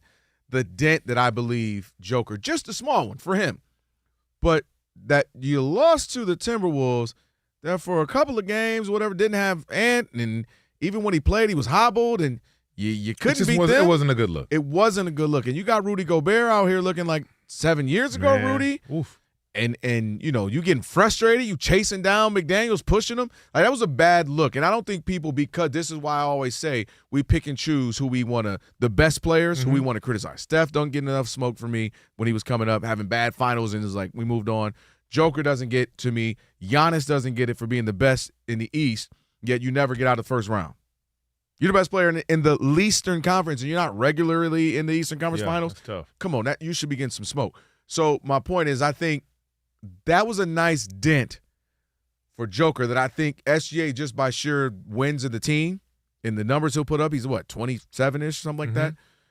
Obviously, Wemby is entering into a season. Victor Wembanyama is the face of the NBA and will be for the foreseeable future. There you have it. So I think it'll be a battle between those two for who's the best player, who's the MVP. I think that will be more it, and which team is going to come out and, again, ultimately probably win the NBA champion. That's why I think I liken it more to Kobe and more That was Tim a good Duncan. comparison. More so than well done by Bird. you. I appreciate Look that. Look at you. You're all right at this thing. No, don't do that, because I know you. On the other side of your backhanded compliment is something. That's a real compliment, man. Yeah. All right. Let's take I want to take a few calls on this, Rob G. If you want to jump in, 877-99 on Fox. Can you potentially see it being huge like Magic and Bird, or do you kind of feel me on the possibility of it being Kobe and Duncan 2.0, or is it nothing? Could be nothing. Like Ephraim said, hey, we don't have any idea. We haven't seen anything yet. 877-99 on Fox. 877-99 on Fox. We'll take some calls on that. It is the Odd Couple. Ephraim is in for Rob, Kelvin Washington on a Magic City Monday. Stick with your boys. All right, Ephraim, got to tell you all about this, man. This is right here. M Drive, I literally just made my cup right here. Got it right here. So let me tell you a little bit about it. M Drive, of course, if you don't know, we've been doing this for a little bit. You right there. This is me. Yeah. Okay. You would be that today. Okay. Kelvin. Yes. When M Drive first came to me, I'll be honest. Tell me about it. I had never heard of it. You didn't? All right. Well, of course, I have now, but I hadn't at the time. Then I started messing around, paying attention, and all of a sudden, I realized it was good for my body. Same. After 40, energy drops. Weight won't move. You ain't The lying. gym stops giving back And what you put in. You start to think, is it me? It's not. It's testosterone. It declines after 40, and it takes everything with it. And M Drive is built for exactly that. 2 capsules every morning with clinically tested ingredients that support healthy testosterone, energy, and metabolism. Here's what got to me. A scientist named Gary Cahill built this thing almost 20 years ago for himself after feeling the same change. Yeah, we're both out here working out. We just talked about it earlier. Yes. Trying to get better. M Drive is a part of that, helping us out. But look, over 1 million men use it. All right, 60-day money-back guarantee. We're in the middle of this, and so far, it is working. mdriveformen.com. Code COUPLE, 20% off your first order. mdriveformen.com. M-Drive for men who still show up. That's right.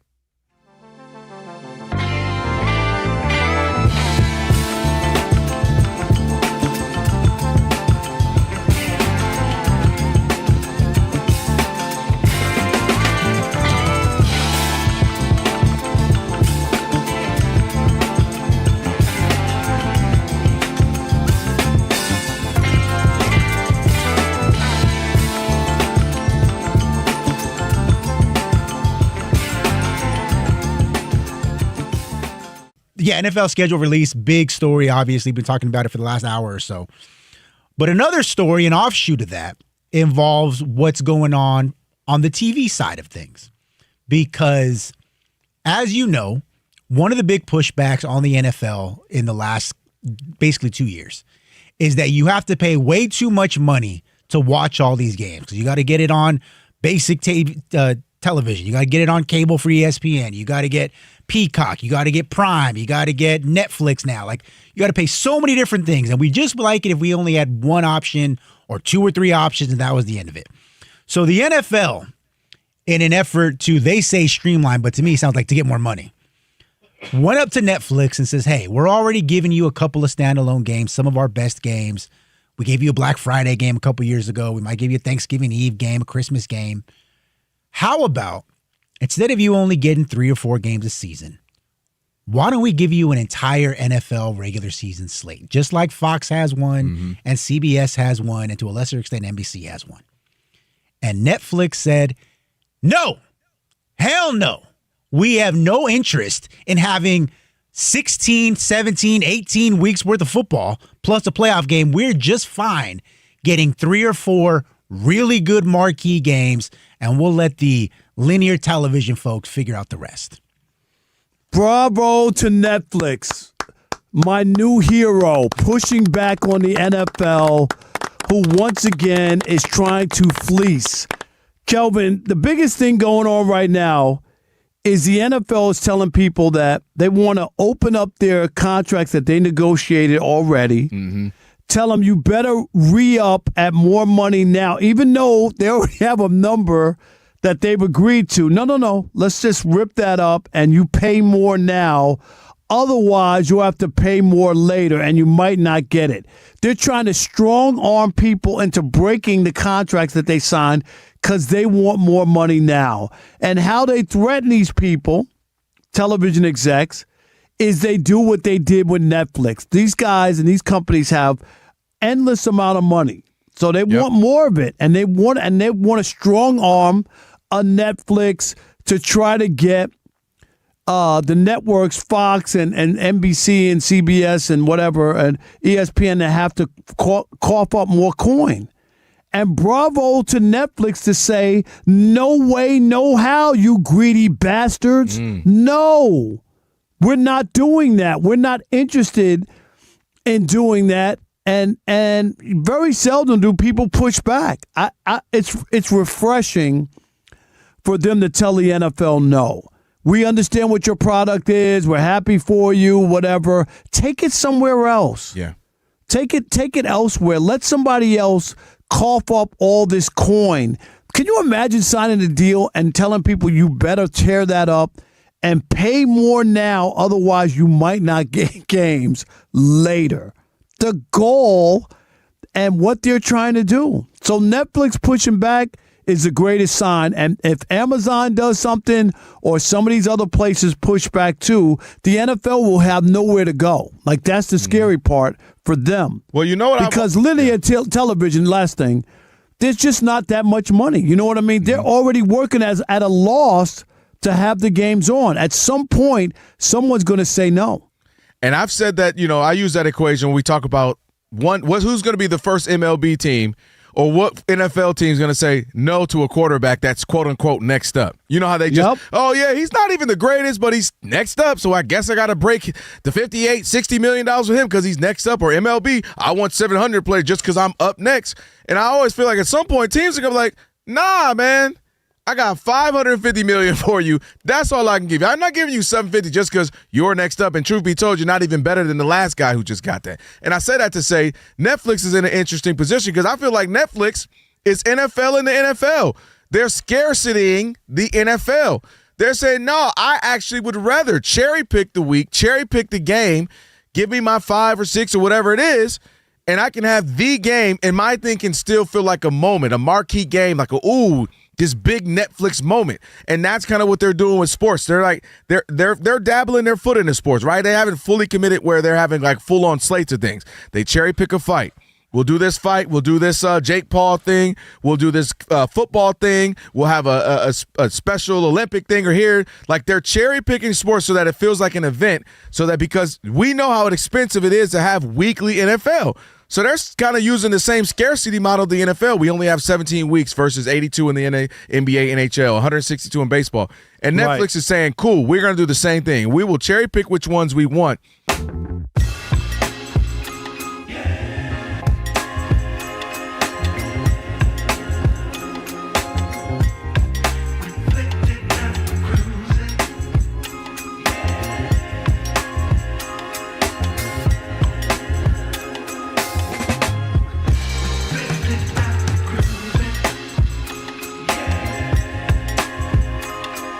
Give me the money shot.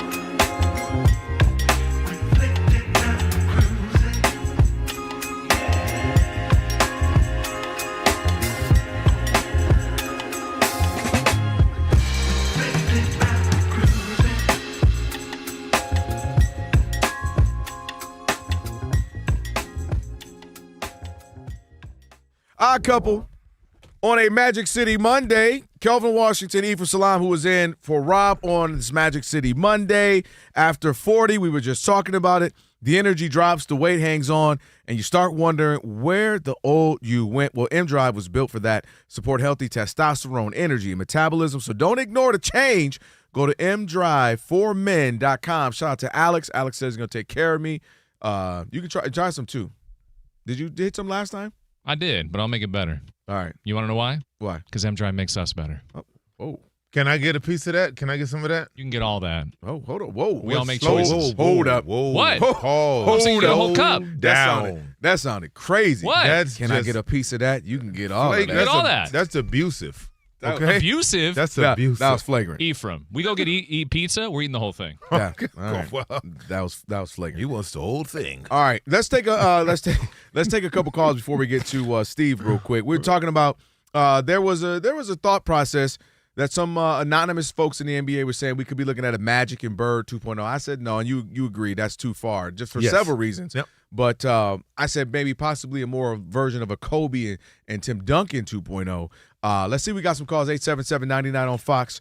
Take some calls. Who we got? Yeah, we do. We have Kevin in Culver City. Oh, You're yeah. on the odd couple with Ephraim and Kelvin. What you got? God is good. All the time. All the time. Hey, I love Ephraim on the air, man. Ephraim, you are hilarious. You add great candor to the show. I love it, man. Keep doing what you're doing. I love you on the weekends. You got the whole sports knowledge going on, man. I appreciate that, man. Thank you, all sports. I think what people are missing here is what was going on with the Lakers and Celtics. It was just what's happening in the 80s in L.A., Beverly Hills, West L.A., what's going on in South Central, NWA. And then you have Boston Guards versus the fabulous Great Western Forum, Pat Riley, Magic against Bird. I mean, if I could compare it today, it'd have to be like Anthony Edwards and Jalen Johnson being on the Lakers against Cooper Flagg and Chet Holmgren on the Celtics. That's how you would probably get something close to that, and maybe Wemby playing for the Lakers with having Kareem. So we'll never get that. But, I mean, I don't even think it comes to, like, Sacramento and L.A., Battle of Northern California, L.A. That was a Mike good one. Bibby and Chris Webber, C-Web against Kobe and Shaq. I mean, you can't even touch that series. How about Portland Trailblazers, Rasheed Wallace against Kobe and Shaq in 2000? Yeah. I mean, I was at Game 7. I So, think the when you difference, talk about the Kevin, magnitude of, I'm going to let you finish. I just want to jump in. I think the difference is the Kings and the Lakers for a couple of years was fantastic. Ooh, was good. I think the difference is with the age of the stars we're referring to, this could be much longer than that. And I think that was only really like 2 seasons. And the Trailblazers only really a couple of seasons. Mm-hmm. So I get your point. They were fantastic series, a singular one. But this could potentially, if it goes as we plan and hope, this could be, at least 5 year, 6 year, 7 year run. I think that would be the difference I would have. Appreciate that, Kevin. We got Andrew in Bakersfield. You're on the odd couple with Ephraim and Kelvin. What you got? All right, guys. So I was born in 81 and big-time Lakers fan. But what I remember about Magic and Bird was the video game on Nintendo. Oh, yeah, that was lit. Yep. Yeah. And then, like, Magic, he had the nickname Magic, and he lived up to it. No one on the earth probably right now would say that he did not live up to that nickname. But SGA, like, okay, I don't even know how tall he is or what position he plays still. I'm still trying to figure that out. I am blind, but even from the radio. Anyways, that's all I got. No, I appreciate it. And I get his point. His point is Magic came in a superstar. Yes. Came in a a superstar. superstar. Bird came in a superstar. Both lived up to the hype and went out of the stratosphere. The Magic Man. Yes. And so SGA, while a star probably at max, considering you won back-to-back MVPs, you would think you'd be a superstar. I get his point. He's not. Like, he doesn't even know, okay, he's a two-guard. I don't even know exactly. I'm going to guess he's 6'6", 6'5", 6'6". Yeah. But that's his point. Where Magic, you knew the 6'9" point guard, and Never seen it before. And you got this 6'9", 6'10" power forward, small forward, whatever you want to call him, / really point He can play forward every guard, position, which and he Bird, did. Yeah. Running around too. So I get a sentiment there. All right. Somebody is coming back to the team. I think it's a nah. What do you think? I'll ask you that in a moment. Right now, Steve DeSager getting you updated. Hey, Steve. Hey there, what a matchup in the NBA's West Finals. Game 1 coming up in about 5-10 minutes. Oklahoma City, defending champs, hosting San Antonio. There have only been 2 NBA playoff series ever like this one, where both teams enter having already outscored their opponents by at least 125 points total in the postseason so far. And the only other 2 times it happened, those were finals matchup. It's that kind of outscoring of the opponents already for these two before we get to the NBA Finals. Right. The East Finals start Tuesday. Cleveland at New York in the regular season. The Knicks won 53 games. Cleveland won 52 because the Knicks beat them 2 out of 3 for the season. So the Knicks, in a series without a 1 seed or a 2 seed, the Knicks have home court advantage there.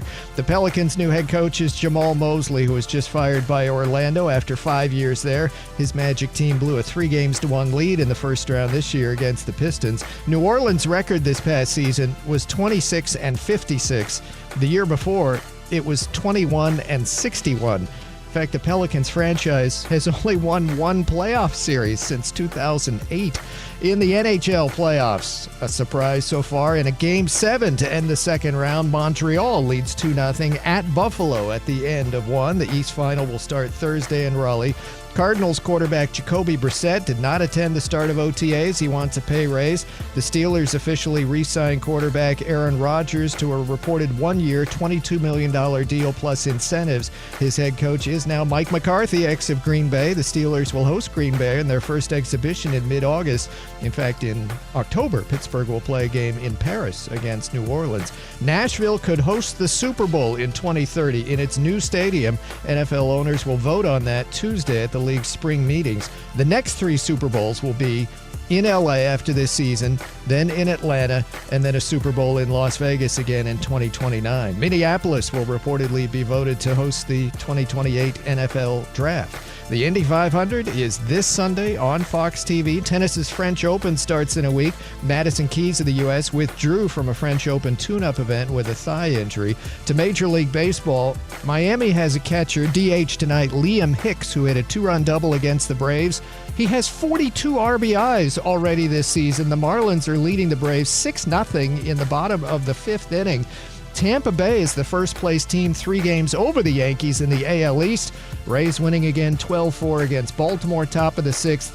Yankees tied 3-3 with Toronto in the 5th. Back to you. Steve, thank you. Odd Couple on a Magic City Monday. Thanks, Steve. That's right. Steve got me excited about this. Right now, they're doing the whole getting ready to do the, starting lineups and that whole stuff. So this should be a good one. I hope it lives up to the billing because, to Steve's point, my gosh, these teams are blowing people out. I mean, the Thunder are 8-0 in the postseason. I mean, you're a Laker fan. Sorry, you and Rob G. You'll be right there. Like, all right, plus or minus 4 points. We're right there. We had Luka. We would have got a couple of them games, man. All right, we're gonna talk something else real quick. But real quick, put a button on that. Do either of you think Luka makes a massive difference? I give you maybe you don't get you get a game. Yes. Look at the games right outside of the past, or no, not even the past one. Outside of one game. Defensively, they held them in check.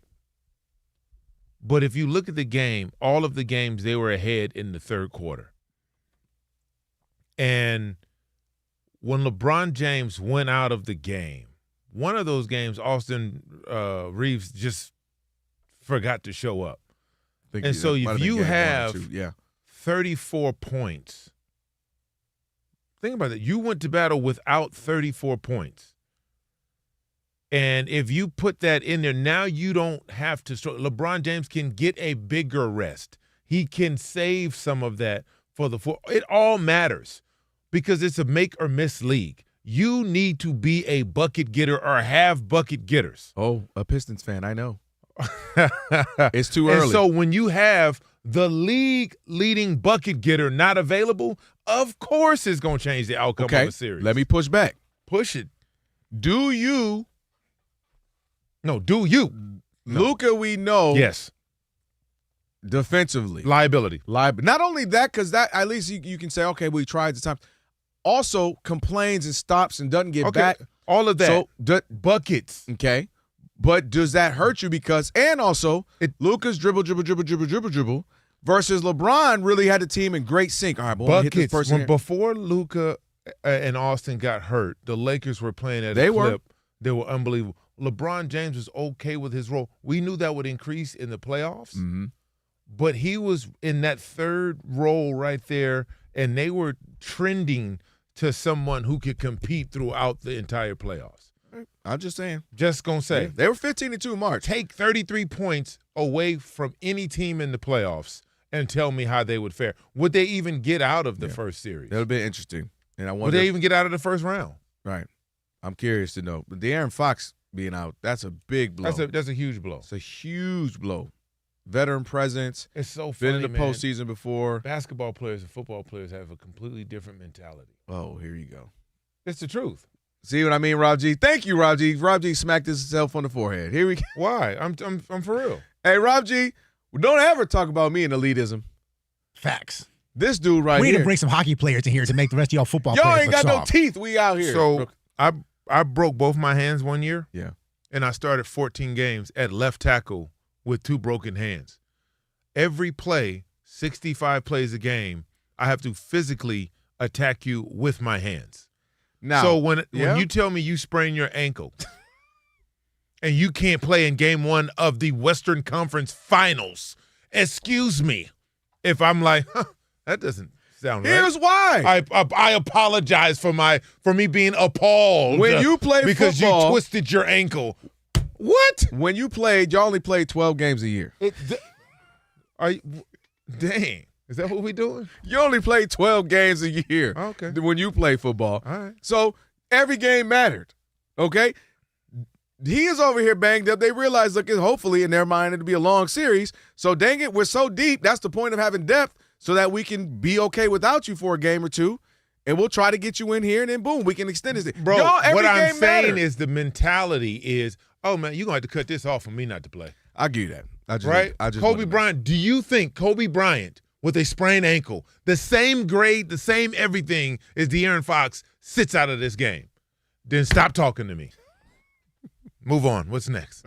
Well, speaking of football. And that Kobe is the barometer. Okay, that's where we going to start all of playing with pain and all of that. See, it's Kobe Bryant. And here he goes again, going to the top of the top, not the average person. No, I'm teasing you, but we talk about this all the time, me and Rob. And it's the hard balance of, you know this, the hurt versus injured, right? Yes. It's a long, and I get it. If you're the Spurs, and I meant the part where I said that's the point where you build depth, right? So that you can say, all right. By the way, De'Aaron Fox, as good as he is, he's not Kobe, meaning that part Kobe would be needed. De'Aaron Fox is needed, but not very much so. As a player, you're not going to tell me I'm not needed. You can't come to me and be like, hey, I know you start for us, but see, you can in the NBA because you can be like, you're look, not needed. You see this freak of nature at the free throw line right now? Yeah. You see Castle, who is an emerging player. You see Ron Harper or Jr. Yeah, the point is the mentality of a dog is you're not about to go on this trip without me. You're not about to you're not going to leave me in the car while y'all out there biting people. I don't disagree for the era that we talked about this, the time in which we watched hoops, we loved sports. It was different, right? You out there, people out there, fingers twisted, broken, limping. Isaiah Thomas on a broken ankle puts up 25 in a third quarter NBA Finals. That's exactly what I'm talking about. So I'm with you on that. But I think nowadays, especially, I mean, obviously this being game one, and again, to their credit, they're so deep that I think they're looking at it as, Lord, this dude. No, my God. And that's my point. The freak of nature. I love it. The freak of nature right there. I think they look at it as ridiculous. You look. The funny thing is, the whole playoffs, OKC has been, bigger than everybody. They're undersized in this series. They are. No, in everybody, and they got versatile bigs. They got wing players that are tough as heck and big. Like Castle is only. He's 6'5", maybe, but he plays like a daggone power forward. He got dreads. That he played like he got dreads. He does play like he got dreads. That's perfect. That's exactly. You go to the park, you playing against somebody with dreads. Wear a mouthpiece.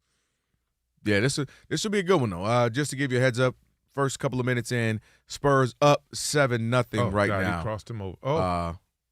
And already you got Wemby drawing a couple of fouls. What's that, Rob G? Just want to say, things are bad in OKC 7-0 Spurs when professional newsman extraordinaire Steve DeSager looks to me in the side studio and says, they can't even sit down in OKC yet because they haven't scored. Steve broke character to get that joke off. We love to see it. Look at that. And you know what? This is honestly what Wemby does. Like, he gets you excited and what the possibility is. And the idea that he's 22 years old, my gosh, what does 25-year-old Wemby look like? Oh, you don't even want to know what that looks like, bro. A little bit more muscle, a little more Remember what Giannis looked like when he came into the league the first couple years and what he looks like now? A deer, just looked like a deer. That's what that is. When your shoulders step back fill out, three and a better passer and a shot block. We in trouble. Man, we are in trouble. All right. Well, we'll keep you updated on this one as it just started here, 7-0. But you just brought up the difference between NBA basketball and football. Mm-hmm. And there's somebody, a star in football, who is returning. Is this a good idea for the team or not? We'll tell you next. It's the Odd Couple. Ephraim's in for Rob, Kelvin Washington on a Magic City Monday. Excited for Game 1 of the Western Conference Finals. Fox Sports Radio. You, Aaron Rodgers.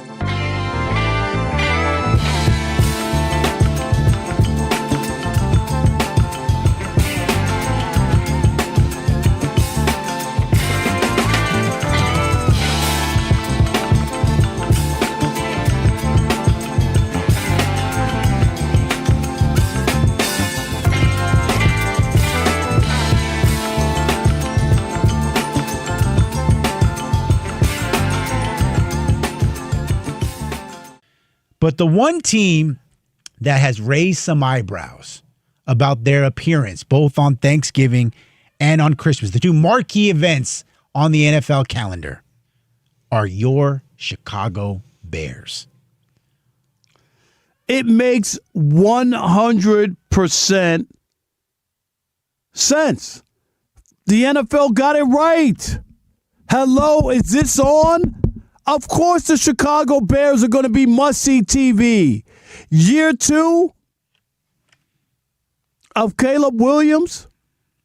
Are you kidding me? And Ben Johnson? It's a work in progress, and last year was as good as it gets. So, of course, you're going to say, we want more of that. And we're going to want more until it stops happening.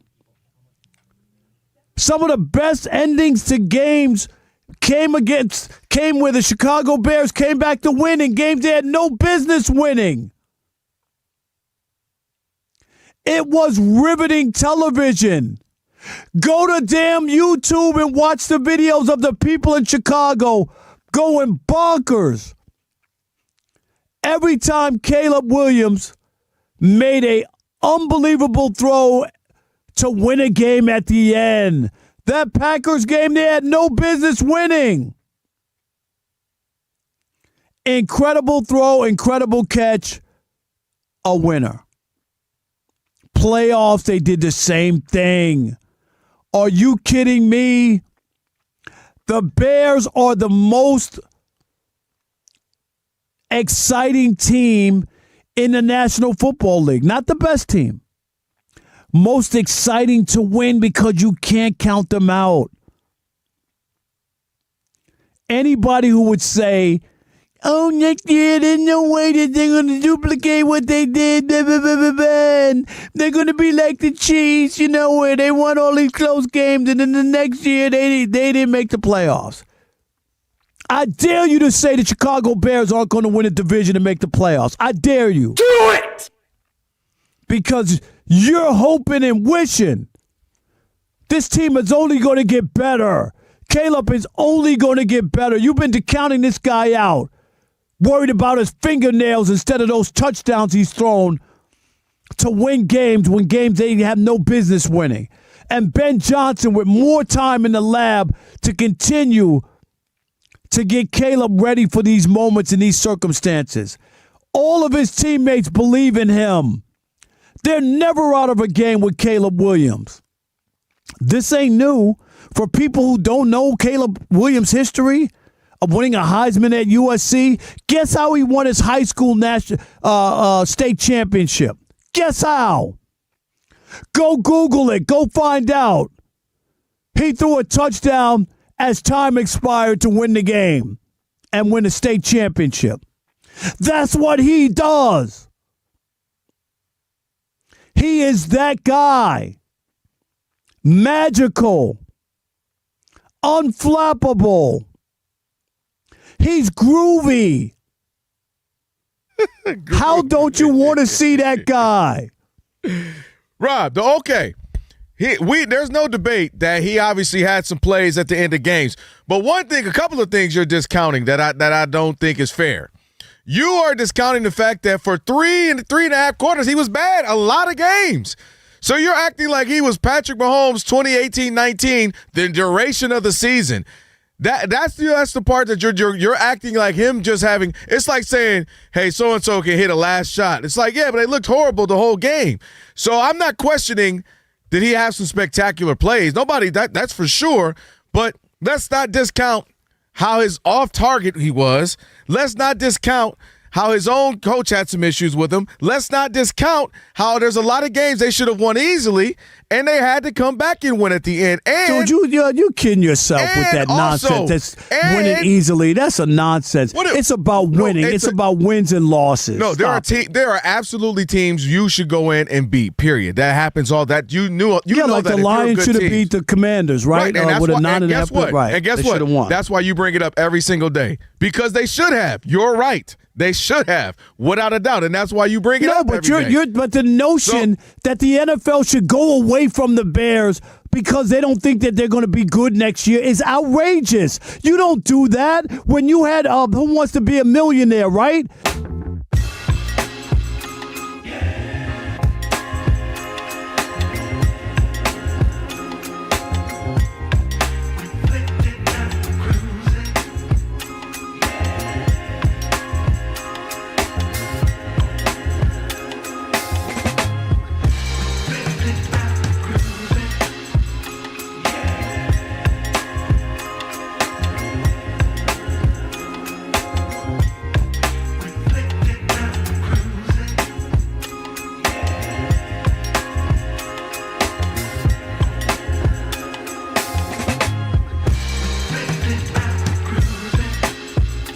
Extra cockfight.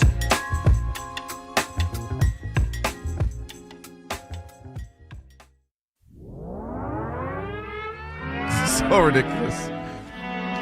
It is the Odd Couple. Clearly, it's a Magic City Monday. I had a glizzy in my mouth. Oh, right. Wow. Shout out to Rob. Doing whatever he is doing on this Monday. Ephraim's in his stead. Currently, see if we get a score here. Update on this Game 1 Western Conference Finals. The Thunder hosting the Spurs. 11-3 with Castle at the free throw line. 12-3. 12-3 right now. 7:28 left in the first, so we'll keep you updated throughout this game for the next hour and plus some change. Stream us live wherever you happen to be. That's right, iHeart app. Go check it out. You can catch all your favorite Fox Sports Radio shows live 24/7 in the new and improved iHeart app. Just search Fox Sports Radio in the app to stream us live all day, every day. And also be sure to select Fox Sports Radio as one of your presets in the iHeart app so it'll always pop up at the top of your screen. All right, Rob G, I've been talking about this. It's the return-ish because I guess he ain't technically going anywhere, but he decided to come back. Aaron Rodgers to the Steelers. Back like he never left. Rob's second favorite Aaron in the world, behind Mallor and just ahead of Judge. None other than Aaron freaking Rodgers. We know it ain't Glenn. It's definitely back at it with the Pittsburgh Steelers. You mentioned it, a one-year deal worth right about $22 million with the possibility of going up to $25 million for next season. We don't know if he's going to be back a year again after that, but we do know for this season, Mike McCarthy, Aaron Rodgers reunited, and it feels so good. Reunited, and it feels so mid. It's mid. But I've already talked about this a million times. Me and Rob have yelled to it. We literally don't have a voice the next day about it. I just don't get it. When you look at his numbers, specifically when he's pressured, as he should be at the age he is and all that he's been through, and injuries, Achilles injuries a couple years back. When you look at, to me, what your expectations, I assumed, of the Steelers were. I thought, Ephraim, the Steelers were an organization that was about championships. I thought the Steelers were getting rid of Mike Tomlin or moving in different directions because they were tired of the mid. And then they're making mid moves. And I understand just because I got some familiarity with the coach. Dude, they took his head off, they being the Texans, during the postseason. Yeah. He did you remember when I thought we were all concerned, like is he okay? And remember when it happened to the Steelers, was it Rudolph some years ago when his helmet came off? Remember that? And he was just looking crazy down there. Mm-hmm. And we saw what happened when teams are able to get at him. And where you would think you'd want to be, you're going to have to go through a Texans defense again or Broncos defense, God forbid you again. And, obviously the Patriots would say, hey, don't forget about us, and the Bills and these teams and the Ravens and so on and so forth. Like, dude, the book is out. Get after him. He can't move. He's not mobile. Yes, and he had the most of his passes barely went past the line of scrimmage. So I'm just to me, you're looking at another 8-9 season, 7-10. I'll give you 9-8, just because he's never going to suck. It's kind of LeBron-like. Like, LeBron's never going to. He understands the game and he can manipulate it too well. Aaron Rodgers is going to get the ball out quickly. They got Pitts now, and so he'll be able to do some things. But I just don't think it's a winning move. At some point, Ephraim, you just got to rip the Band-Aid, and you got to go. You might have to be bad for a year or two. God forbid the Steelers do that. And you go find your quarterback, whether it be with Howard or whether it be through the draft because you weren't good and you got a good pick next year. Mess around and got Arch or somebody or Dante Moore. So that's just where I am. To me, another move to just be so they can say, we didn't have a losing record. We was above 500. So Mike McCarthy's in a bit of a situation. The only thing the Steelers can do to rectify their quarterback situation is to be bad enough to get an early pick, top 4 pick. Mm-hmm. Mike McCarthy's replacing Mike Tomlin, who's never had a losing season. The Steelers have only had 3 coaches, now 4 with Mike McCarthy. What you can't do, what he doesn't want to do or doesn't think he can survive, is to come in and do a full reset, right? Which you need to do. Right. Like, he needs to do a full reset. But you can't replace the man who's never had a losing record with a losing record your first year out. I disagree. It will not be received well. I agree with that. And so that's the problem Mike McCarthy has. They're going to be just good enough not to be good and just good enough not to be bad. And it would have been, what, a decade of this? Yeah. And that's what I don't get. That's the perpetual cycle that they're on. And the reason I said I disagree with it, because of your first point. If there was ever an organization that would say, hey, man, we believe in you. We're going to give you the full breadth of time to do what you're supposed to do, what we believe you can do. And if you come out and we end up 5-12, you're not fired. You're in a safe space with this is the team. You can do that. Obviously, they didn't have that talk. You get what I mean? I mean, of all the teams, this is the one team that, to me, would be willing to do that and give you your shot. The Pistons didn't make any shots. We got to talk about it. We are Buffalo.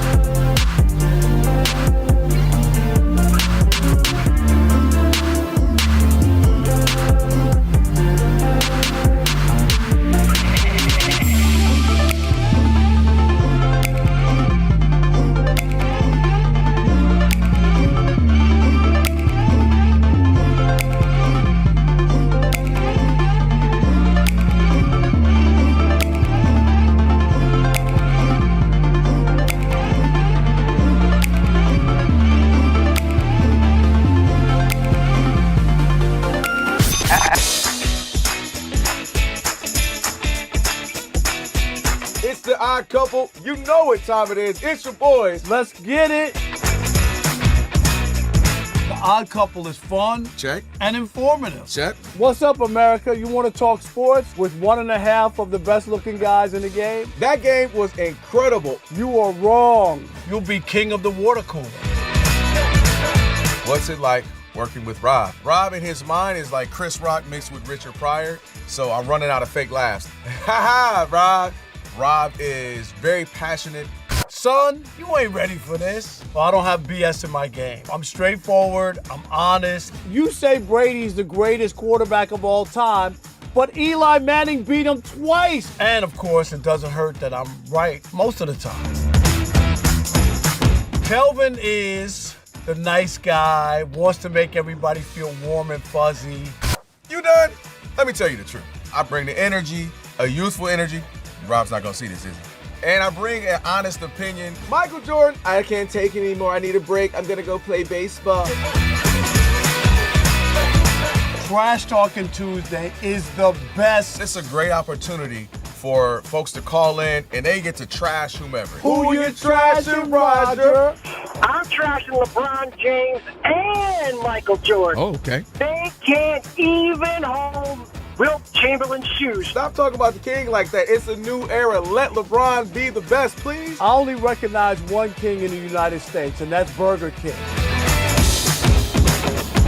The connection with the Odd Couple audience is incredible. We really invite them in. And they can relate, whether it be things about our own personal lives or our takes on sports. Love you guys. You guys are killing it. Hey, we appreciate you. Thank you for rocking with your boys. They feel like it's just my guys, just my friends, and they join right in on the show. We talk with the listeners, not at them. Obviously, you can listen to us live, but you can still check out the podcast. You can check out our YouTube. You can check us out on social media. So in any way you want to get it, you can get it.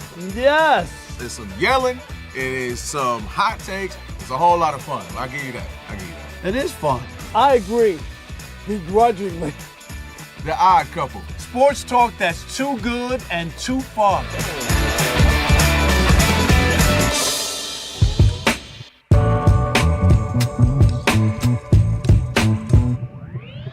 I'm just trying to give you something spooky I'll do for you. I'm just trying to give you something. Something spooky I'll do for you. I'm just trying to give you something.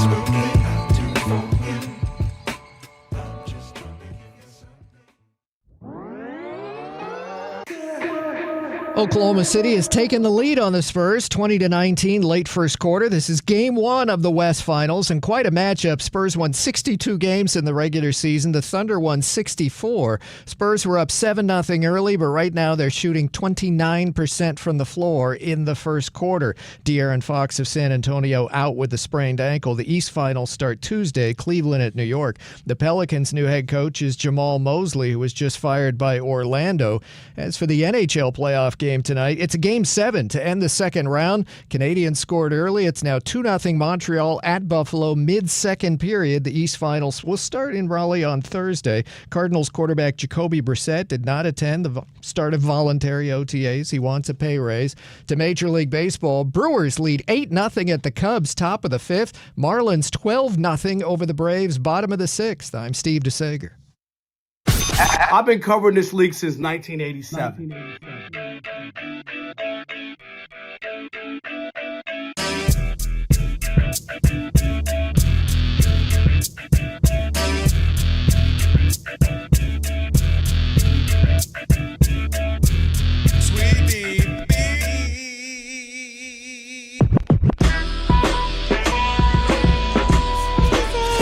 Can this sports writer and this sports fan share a radio show without driving each other crazy? Now, live from the Fox Sports Radio studios, here's Fox Sports Radio's Odd Couple, Rob Parker and Kelvin Washington.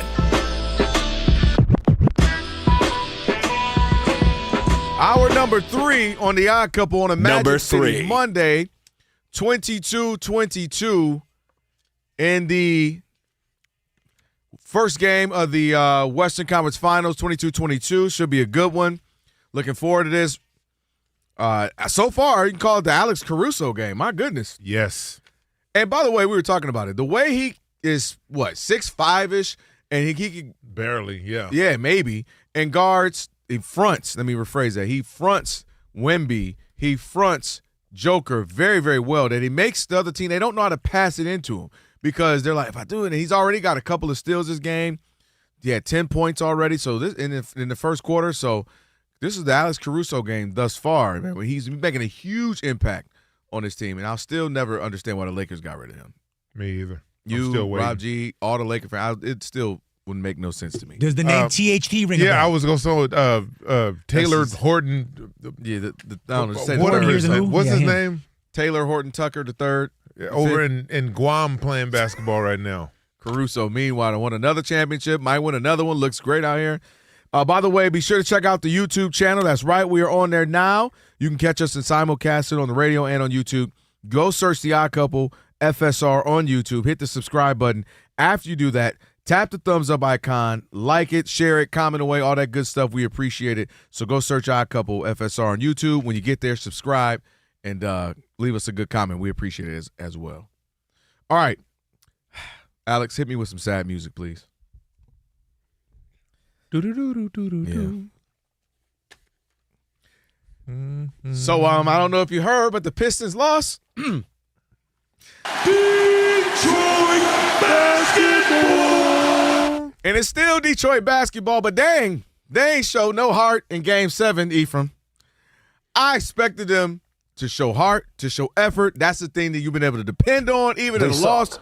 They've been down multiple games, 17 points, 20 points, and come back and fight. And if you're going to lose, it happens. So I will say that's how I got to start this. I'm very disappointed in the performance in Game 7 loss for the Pistons. However, with that being said, in honor of my co-host, Rob Parker, who ain't here, who I know would just take an easy way and go say, they're frauds. Meanwhile, they were frauds. And they weren't supposed to win the Eastern Conference. That was supposed to be the Celtics, according to him. They won the Eastern Conference, the number 1 seed. Yeah. No. I know he picked the Bucks, but I mean, the couple weeks before, he goes, remember when the Celtics are going to win the East? Well, the Pistons won the East. Then he had them losing to Orlando. Mm-hmm. Pistons beat Orlando. And, of course, he had them losing to Cleveland. He even said they're going to lose in Game 6. They won Game 6. And, of course, ultimately they lost. So, but the conversation for me becomes, I believe the Pistons, with a horrendous, ugly loss in Game 7, disappointing the city.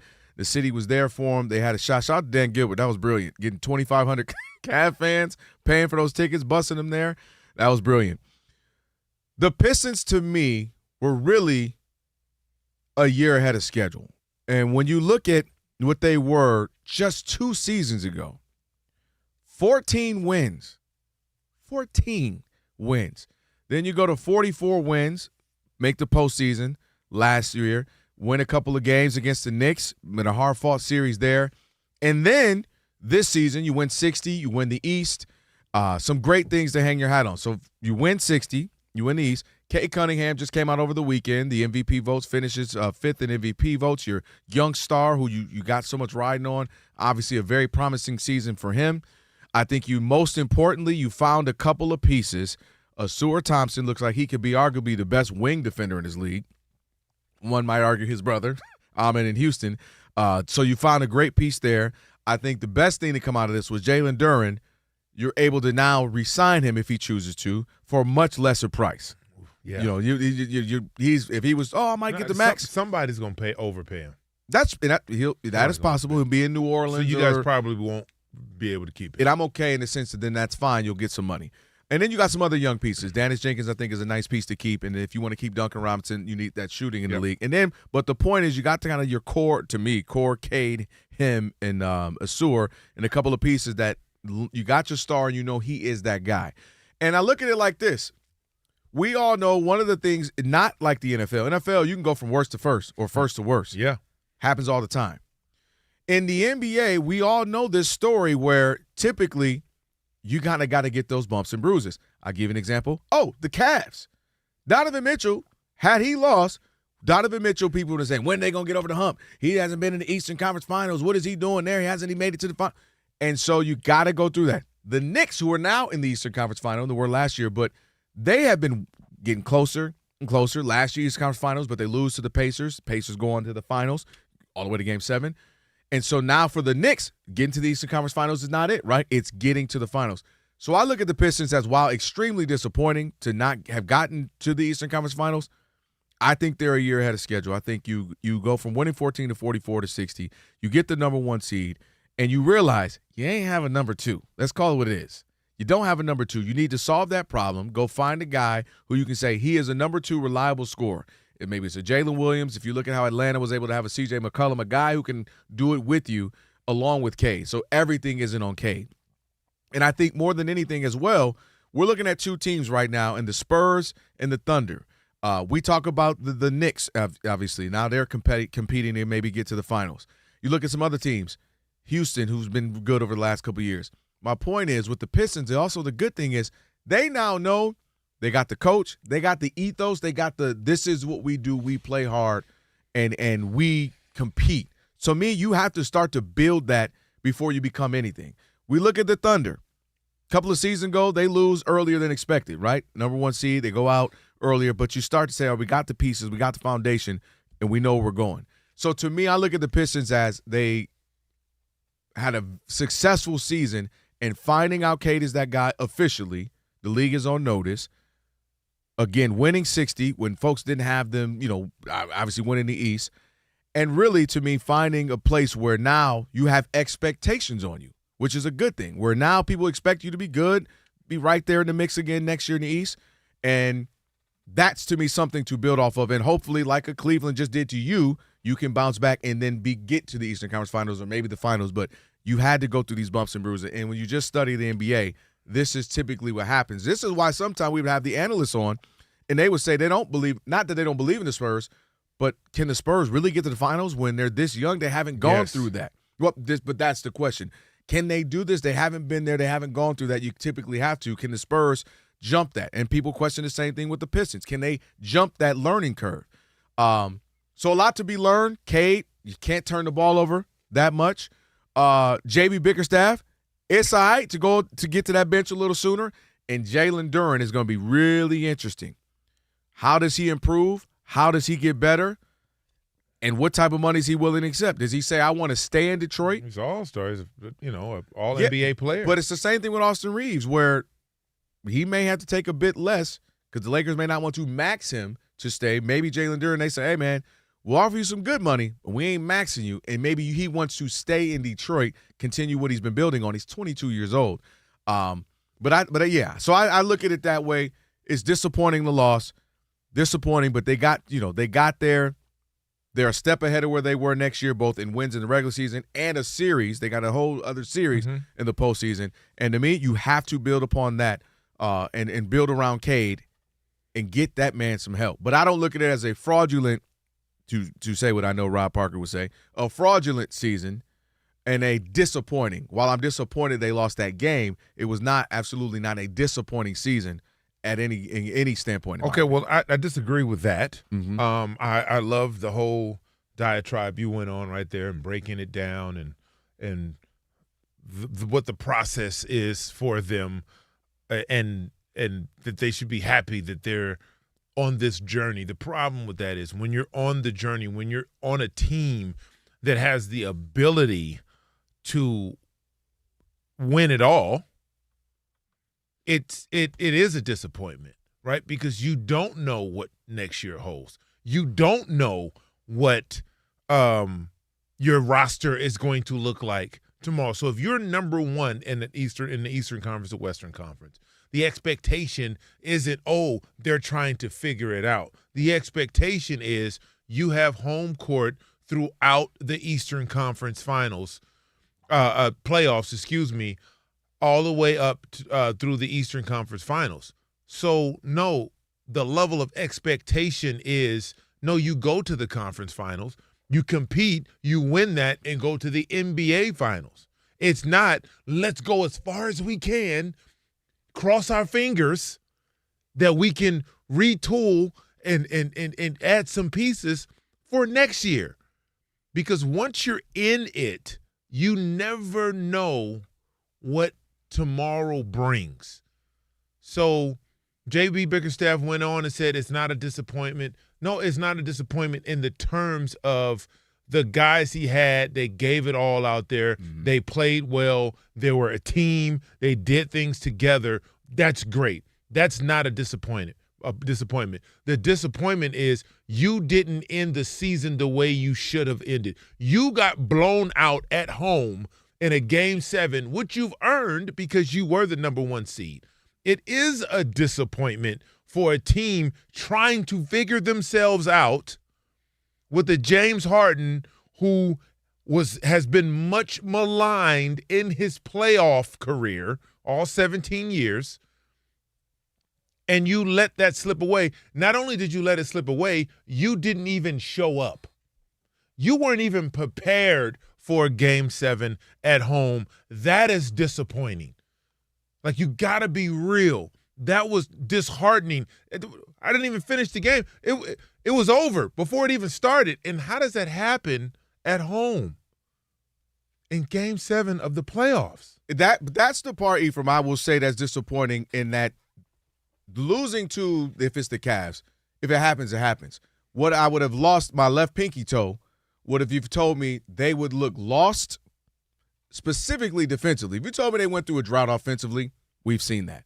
But for the Pistons to look lost defensively, that's where they've hung their hat. Yeah. For the Pistons to have Jared Allen looking like Kareem Jared Allen Jabbar, that part is crazy to me and doesn't make sense. And also, again, to not have a fight where if we're going out, I'm hip checking somebody. Not in a hurt them way, but it's going to be a hard foul. Bro, you can't be at home and get dog walked like that. At some point, somebody got to get a nose bloody. That's what I mean. B. Stewart got to live up to the name. You got to mess up the game. You got to muck the game up a little bit, and not get. I mean, turning the ball over, giving up easy layups, wide open threes, all of the things that you don't want to do. They exhibited in that game, which is that game was on last night during my show, and we started our broadcast at 5 p.m. Pacific, 5 to 8 on Fox Sports Radio, with the two greatest words in sports. Game 7. Right? Game 7. That immediately turned into, hey, turn something else on one of these TVs. I think Spider-Man 12 is on one of these TVs.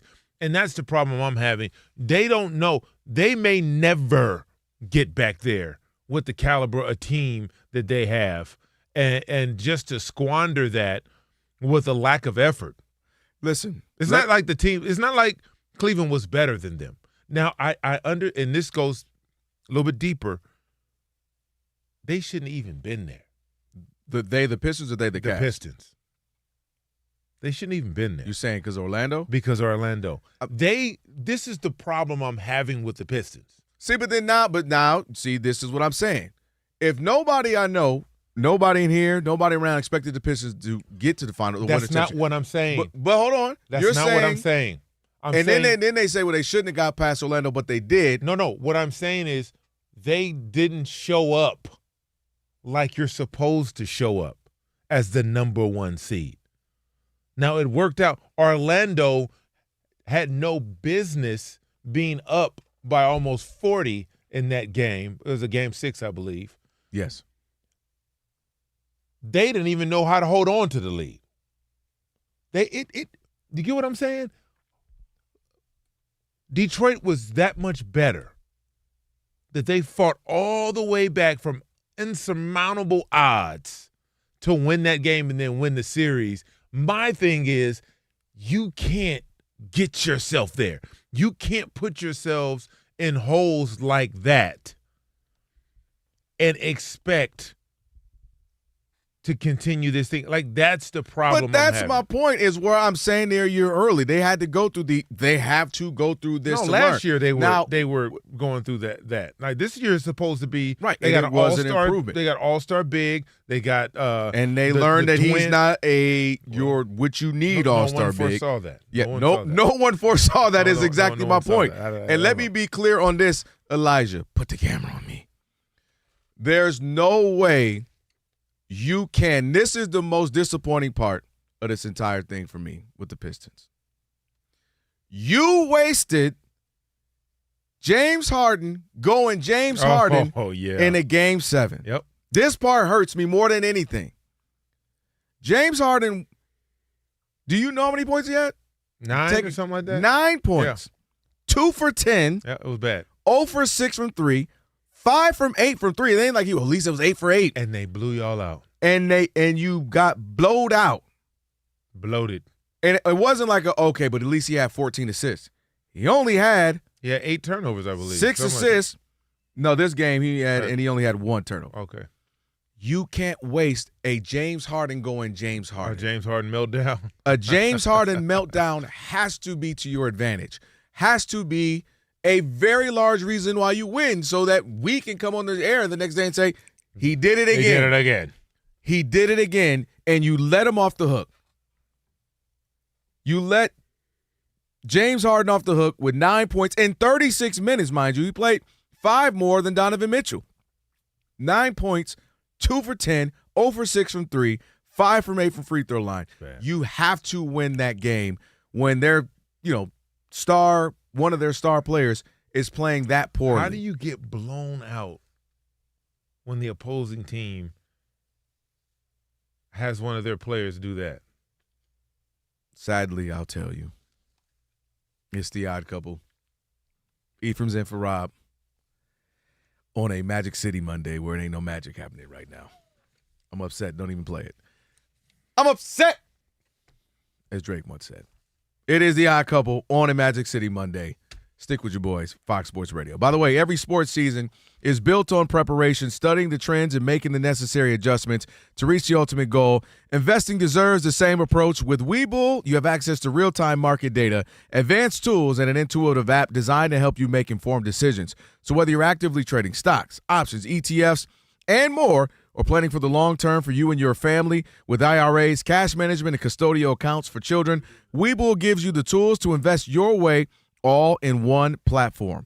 Looking to take your preparation to the next level? Check out Webull's Learn resources and join their in-app community feed to discuss investing trends and happenings alongside 25 million users globally. And now to help streamline your trading activities and elevate your strategy, try Vega, Webull's personal market AI assistant that can give real-time analysis, watch list insights, and alerts when earnings drop. So get your financial portfolio game ready by downloading the Webull app today or visiting Webull.com.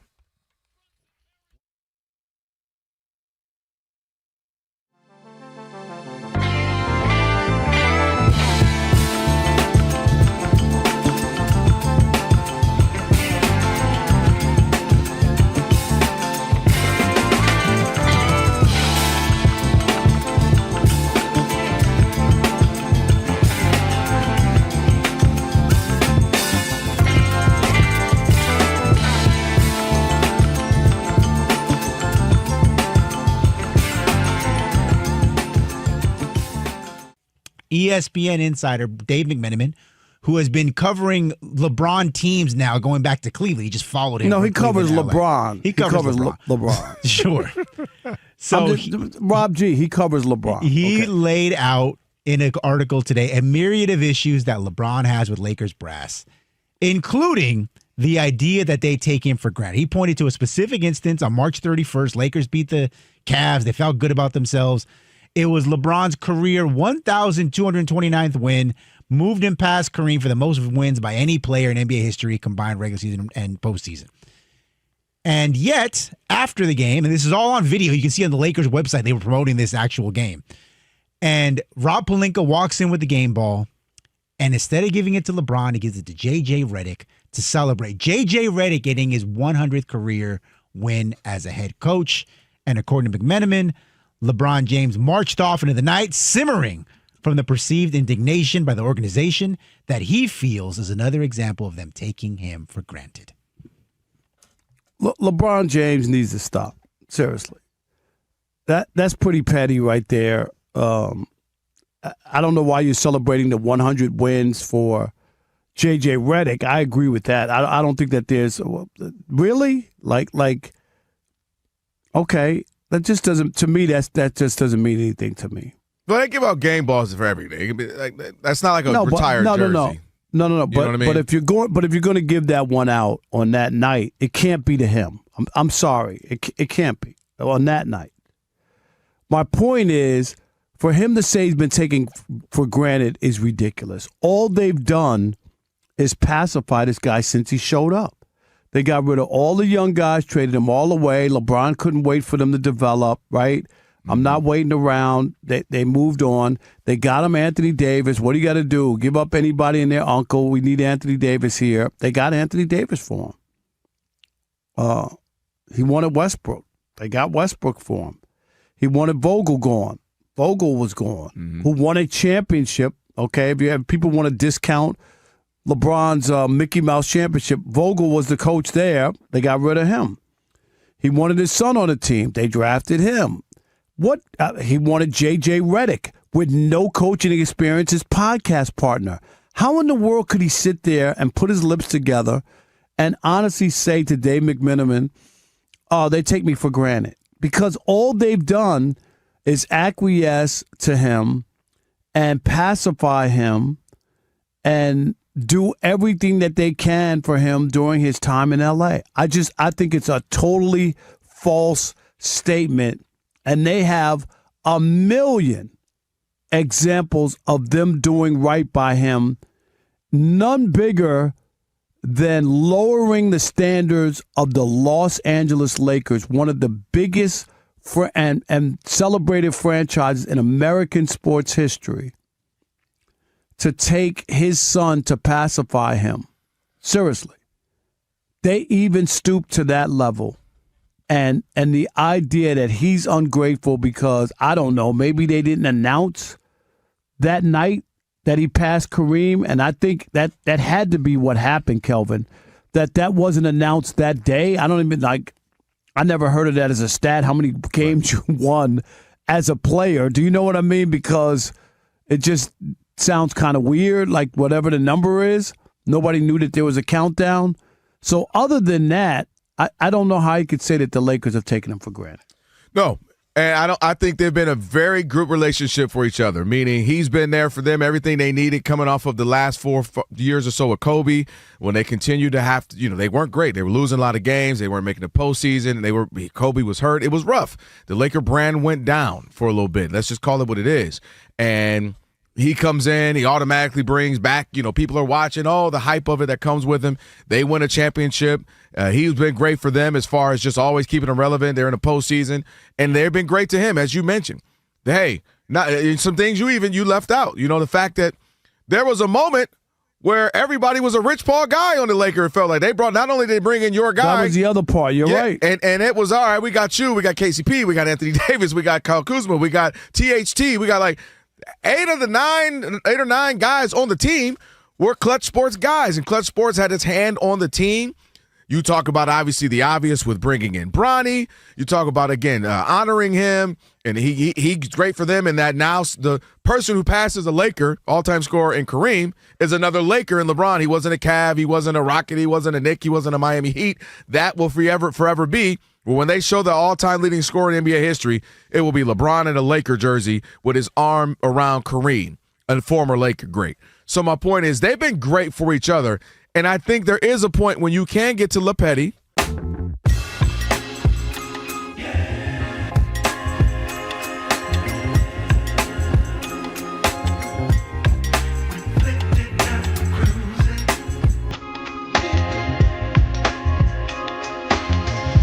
Get out of here, Jason. Well, she's a cold nigga. Oh, yeah. Way over town. Well, that dig home. You got a tissue for me? it's the odd couple. Kelvin Washington, Ephraim Salaam, who's in for Rob on a Magic City Monday. Jason Smith coming in here.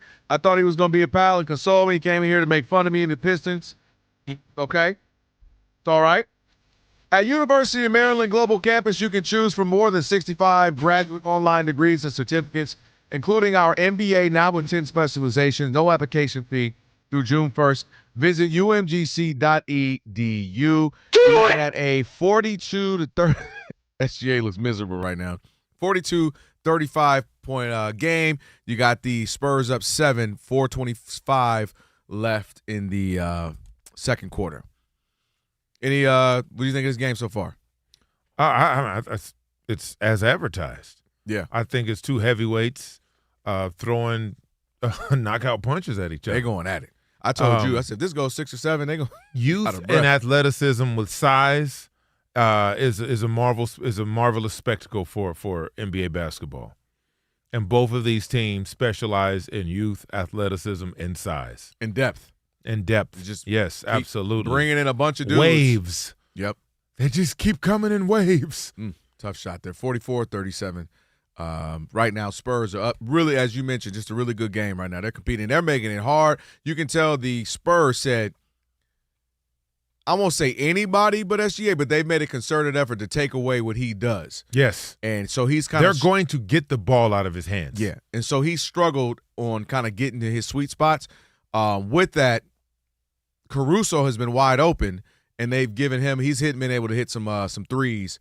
I think he has 16 points. Yes, and Jalen Williams has been able to get to the rack right now, coming back, of course, in and out of the lineup throughout the postseason with injuries. He's got 12, 5-9, so he looks good. So it's going to have to be kind of right now, at least, as they figure, to go to halftime, figure it out. But the first half, for sure, they said it is going to be anybody but SGA. As a nice little run for the Thunder. Shoot.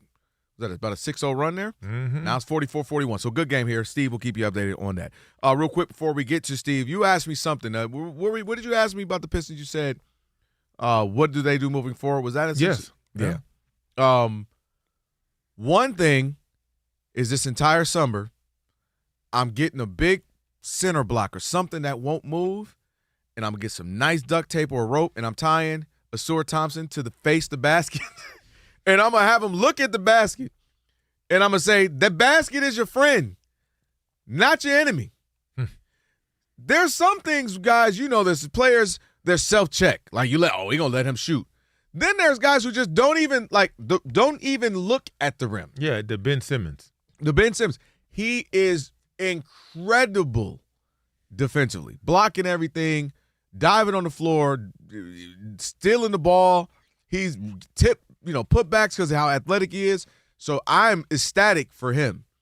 But he has to go this summer and get me a buck. You know what I mean? He has to. Because I have to have you go score. I can't be basically playing 4-on-5 offensively. In some cases, 3, the way Jalen Duren was playing at times. So that's a key thing there, because I think he's going to be a key cog in what they do moving forward. Because you just see you got to have 3-and-D and guys like that in the NBA. Now, you talked about it, athleticism, length. And then, again, it's going to be interesting, too, with the money. Like, who do you go get? What free agent do you go get to pair with K? What guy do you bring in to say, this is your running mate for the, maybe only 2 or 3 years, not saying for the long, long haul, but who else? Because Jalen Duren's not that. Is it Austin Reeves? By the way, Pistons were the ones who were going to draft him. His agent said, no, we're going to go undrafted so he can go get, that'd deal be with a the nice line. combination. A lot of people brought that up because you got another guy who both he and K can play off ball, or you got a guy, you go eat right now, you create, or you go create. That's an interesting one as well. Do you do a sign and trade with the Jalen Duren, meaning you sign him so that the money can match to go get a player?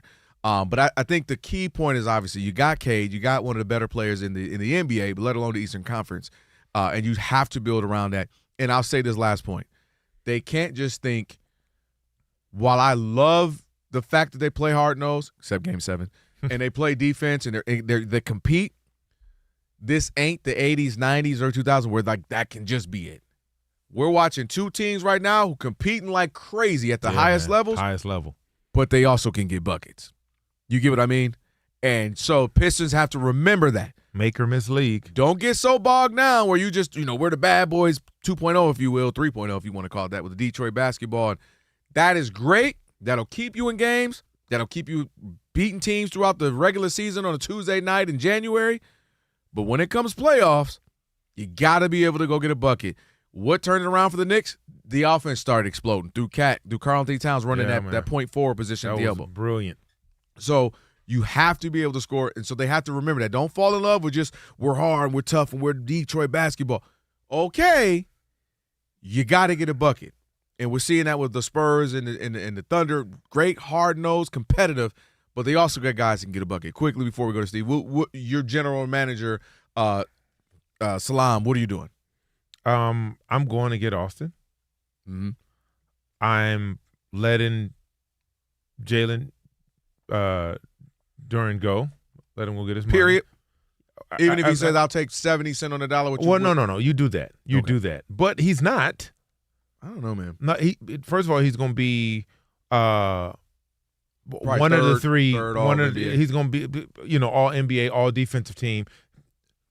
His awards aren't going to say, hey, take less of this money. So you're going to have to make a decision there. But I do go get a bucket getter so I can pair with Cade Cunningham because he can't do it himself. And I'm taking Asur, and you got to get him with a shooting coach. Mm-hmm. Lethal shooter, where are you at, Lethal? All off season, all he should be doing is working on his shot. He's already got the athleticism, the defensive part, the effort, all of that. Work on your shot. It matters. And they need that part from you. And if he can come back and be what Jaden McDaniels turned into. That's what because when he came into the league, he didn't have a shot. He was a defensive guy. If he can be that, I'm thrilled. So that's the trajectory. You can see it. Yep. Right? In that frame and that athleticism, if you can come back and be a scorer and a threat, it's over. It's over. Yeah. All right. Well, it was over for Ant-Man, and he decided to do something that had a lot of people scratching their head like, I don't know about that. We'll discuss that after Steve DeSager hits you with the award-winning updates. And it's around the world, too. I read that the Pistons 2004 had a playoff game against the Nets. Let me guess. Detroit only scored 78, and they won by over 20 points. Yes, I remember that. And you remember that same year, they had, I think, a 10-game stretch during the season where they didn't let a team score over 70 points. That's insane. Yeah. And when the team finally did, they were losing big, Steve, but they were so happy to have crossed that threshold that they literally were cheering like they won the game. Rob, actually, one of the few things me and Rob actually agree and remember.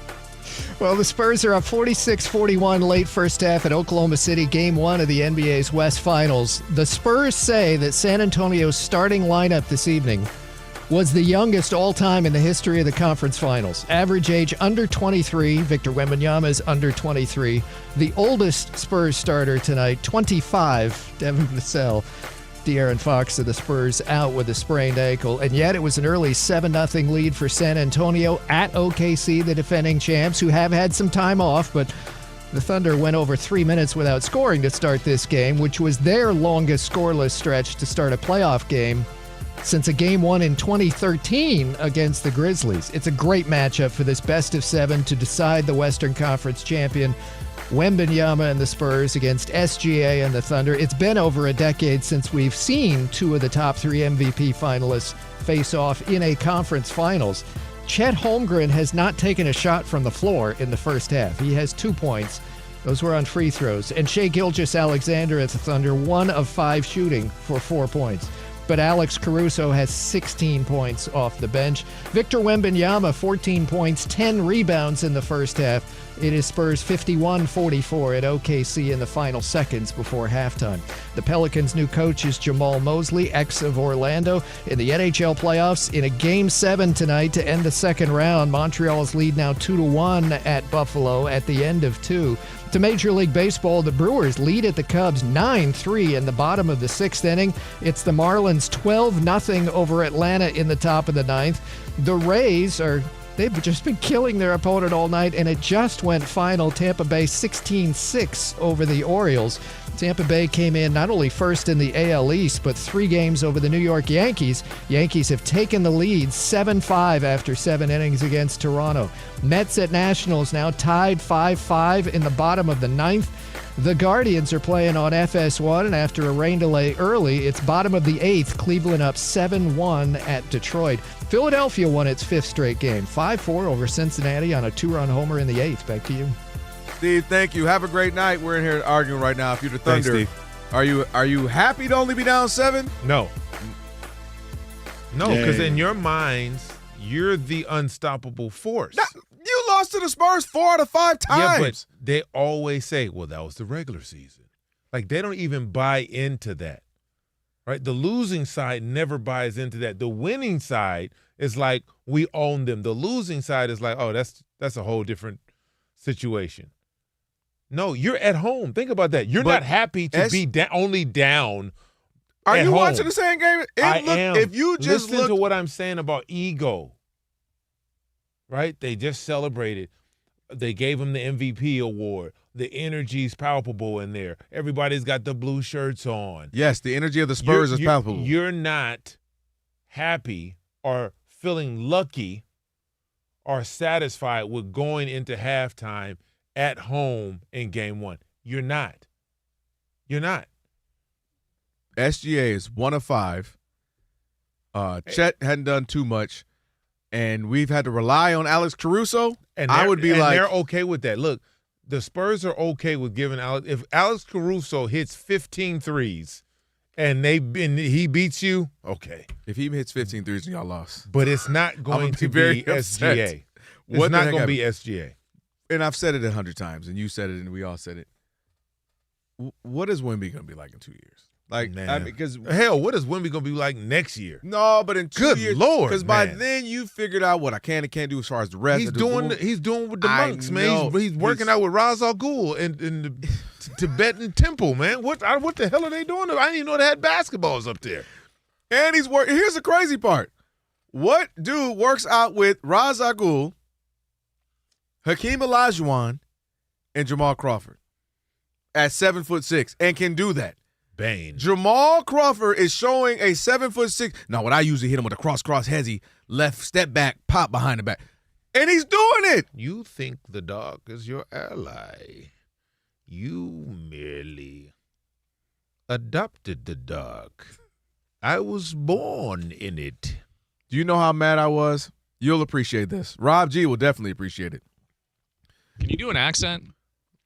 You know I can do accents, but not on this.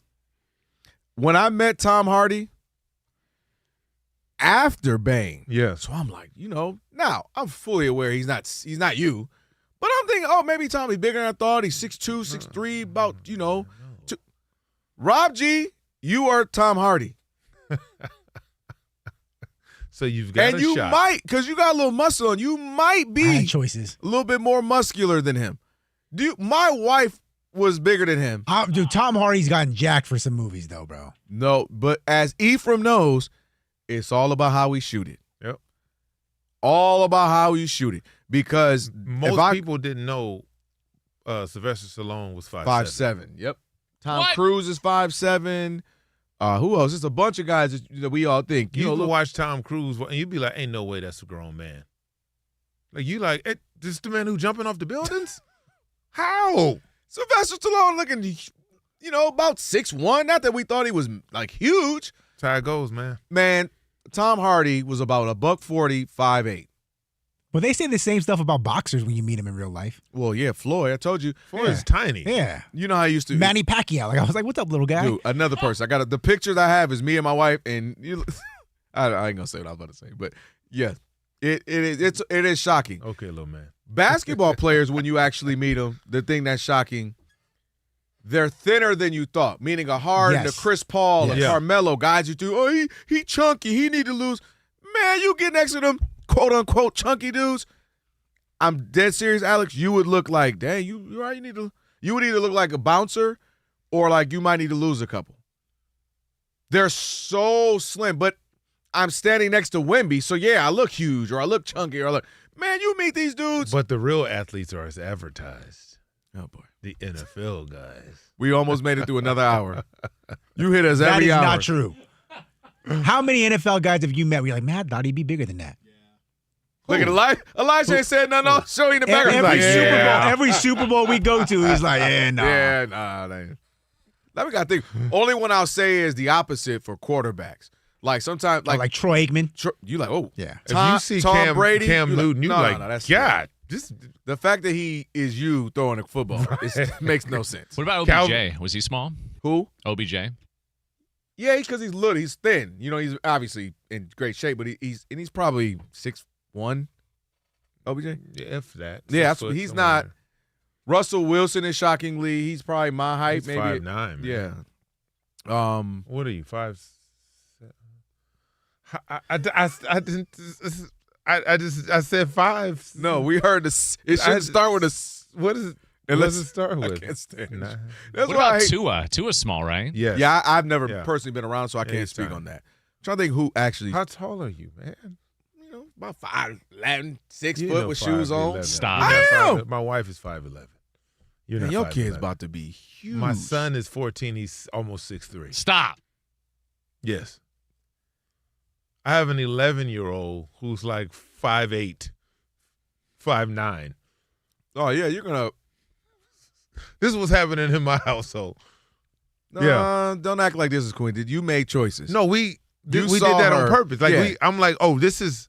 We fell in love after. Yeah, you LeVar. I was like, oh LeVar thing. I started that. I was less boisterous. This is yes. You LeVar balled that thing. I was like, yep. This can be something. And now that Chet got his girlfriend, who's at Duke, Asia Wilson and Bam out of Bayou.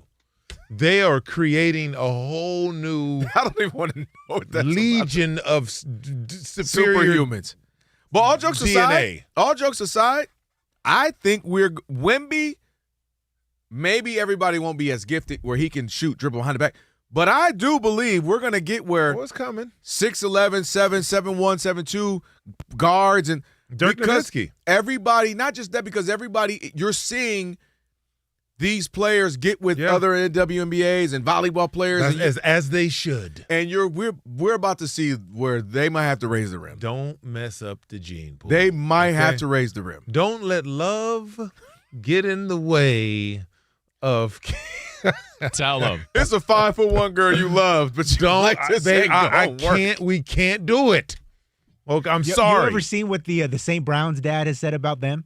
Yes, same thing. Yes, because he said you can't cut it too much. Yeah, you can't cut it too many times. He's like, you cannot. You can't. He said, y'all can't cut it. I cut it. Got y'all. You can't cut. You can't. You got to go back to the motherland. You got to go to Zimbabwe. We got to go get. Oh boy. You got to splice it back the other way, or you can eradicate it, but then go to a different sport. Yeah. Well. Yeah. You know. Yeah. You might be. Ice skating. How do you feel about the Winter Olympics? How you feel about the winter? You want to go? Let's go to Aspen. The funny thing, we're going to Finland. When we say bobsledding, what do you think? It's a group in Detroit. A club. Black Ski Weekend? A black figure skating club in Detroit. I just nice. They submitted their documentary to the NBA Film Festival, which is coming up this summer. Nice. During the Summer League, the second week of the Summer League, the NBA Film Festival kicks off. My company. Hurry up and do this so I don't have to do you like Rob would do and not care and then tell you. All right, we got Albert Hall. Alex. All right. And the NBA have come teamed on, up I'm being Rod right now. You only got 8 seconds of something else other than me. Last call, 877-99 on Fox. And we're trying to get to this Ant-Man, but we over here having breeding conversations. That's okay. It's the Yacht Club of Fox Sports Radio.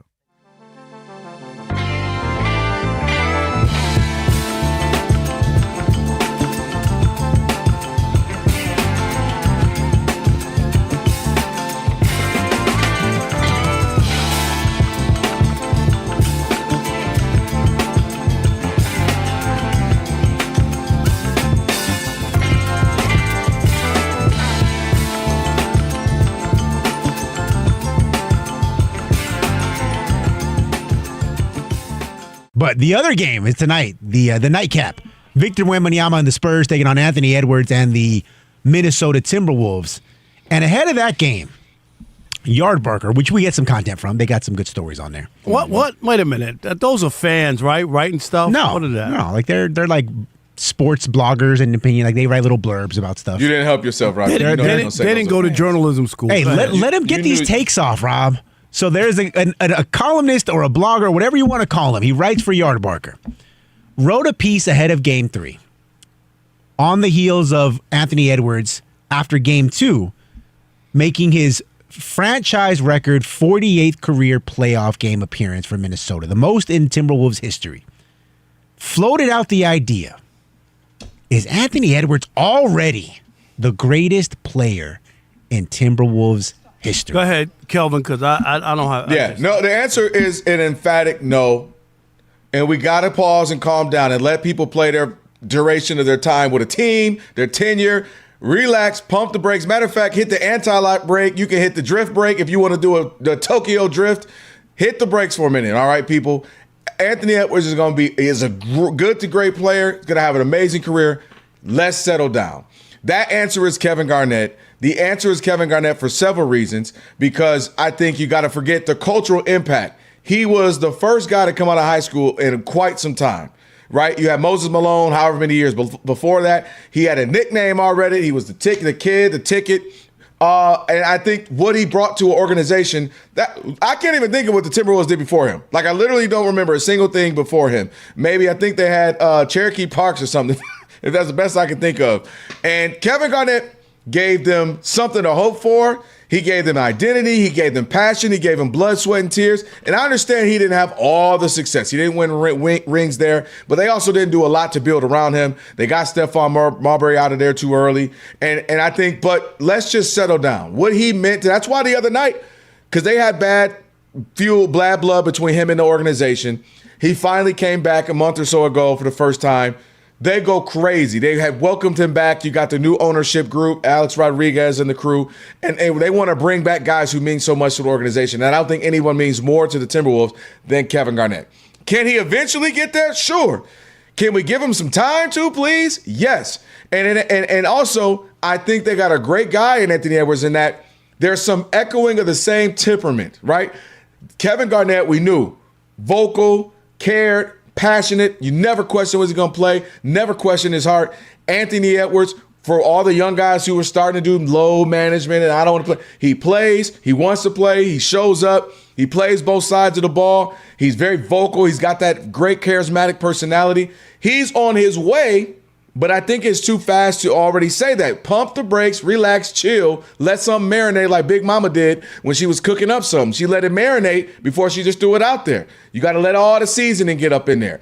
And so I just think it's a little premature for that. But I love the temperament. I love what he like his desire to play, his desire to win, talking trash. He cares. He is a historian of the game. He very well could be, but absolutely, as of current today, if he were to retire today, is Kevin Garnett. But I think he's on a track to be, and they should be happy that they got a guy who wants to win, who cares about winning, cares about the city, cares about his teammates. But hold up, it's Kevin Garnett. It's so premature. Hold up. What do we do? We're celebrating a guy who didn't make it to the finals, was on the doorstep twice. That's what you're celebrating? Is that how pathetic the franchise is? That you're celebrating not getting there? I just don't even understand it. It's just not. What are we doing? Like really? Like, can you win something? Should we put a statue out for him already since they got to the Western Conference Finals 2 years in a row and didn't make it to the finals? Is he worth a statue? It's just premature. Stop rushing everything. Can he win something for you? Can you make it feel good a little bit to at least decide, hey, this was something that we haven't had before? Yes, win a title. I would look at you and go, wow, that's amazing. Ant-Man won a title for the Timberwolves. Can you believe they won a championship? But instead, no, we want to celebrate everything. Every little while, oh, yeah, he's played in a lot of playoff games. That's nice. Good. How about winning? Can we win something? Can you win a stuffed animal at the circus? Can you win something, a raffle at the bake sale? Can you win something?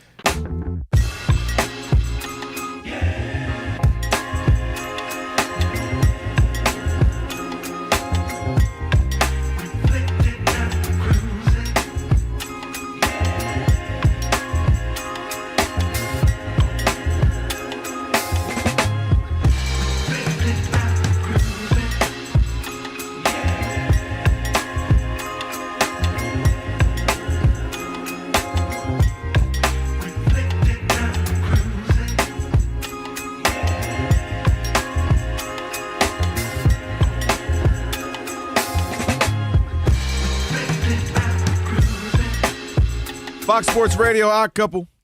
It is. Kelvin about to make Washington, me go to the Ephraim Salaam. club, man. You about to make me get if some. you don't stop, Get some pump your dollars. brakes. What? You ain't. You. That's you left that back in the day. You never been to the strip club with your wife? No. Oh. Okay. Well, we all have choices. It's just two. Hey, yo, I know what I'm putting on this tombstone. We all have choices, man. I mean, you. Well, you have finally chose to die at that point. What's that mean? The final choice, Rob G. He made the final choice. Well, we're only here because Ephraim has made his final choice and final request was to be no longer with us. I knew it jumped the shark, and he told me with a straight face, you could have played in the NFL. I'm like, how? Yeah. And he's like, well, there's people you're hiding in the NFL. Hey, man. You didn't work hard enough in high school. I didn't thought try Rob hard enough Parker in high was school. an is what he said. extremist. Tried harder in high school. You are an extremist. Yeah, if you just want to be like the 0.10001% of people that are. We all Rob G's can't be side. there, okay, guys? I acknowledge that, and I'm truly blessed to be one of the 0.1% of the population. Thrilled to have be made able it to to the do pros of what the heck I do, by the way. You are in the pros. This is the pros, guys. You think you could have played in the NBA? 1,000%. Like for a career or like it just. No, for a career. Yeah. Bro, when I left to college, story time. I was 6'5.5", 185 pounds with a 38-inch vertical at 16. So just take that. It grows 3 more inches. That sounded crazy. And not gain. You ruined this story. Not gain 100 pounds. Ephraim, you didn't say I. No, it grows 3 more inches. Literally, I'm not letting you finish the story. Literally. Anymore. No, it's done. But so now I'm 6'8", 225. Oh, you're back in the story. Okay. With a 42-inch vertical. Oh, now he done got 4-inch vertical. Yeah, but what I'm saying is, it's just it got crazy. 2 years into college. Yes, those were my measurements.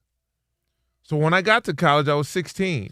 Okay, but let me play the. I was devil's 19 advocate as a junior in college. You are describing God's gift, meaning your athleticism, height, and all that.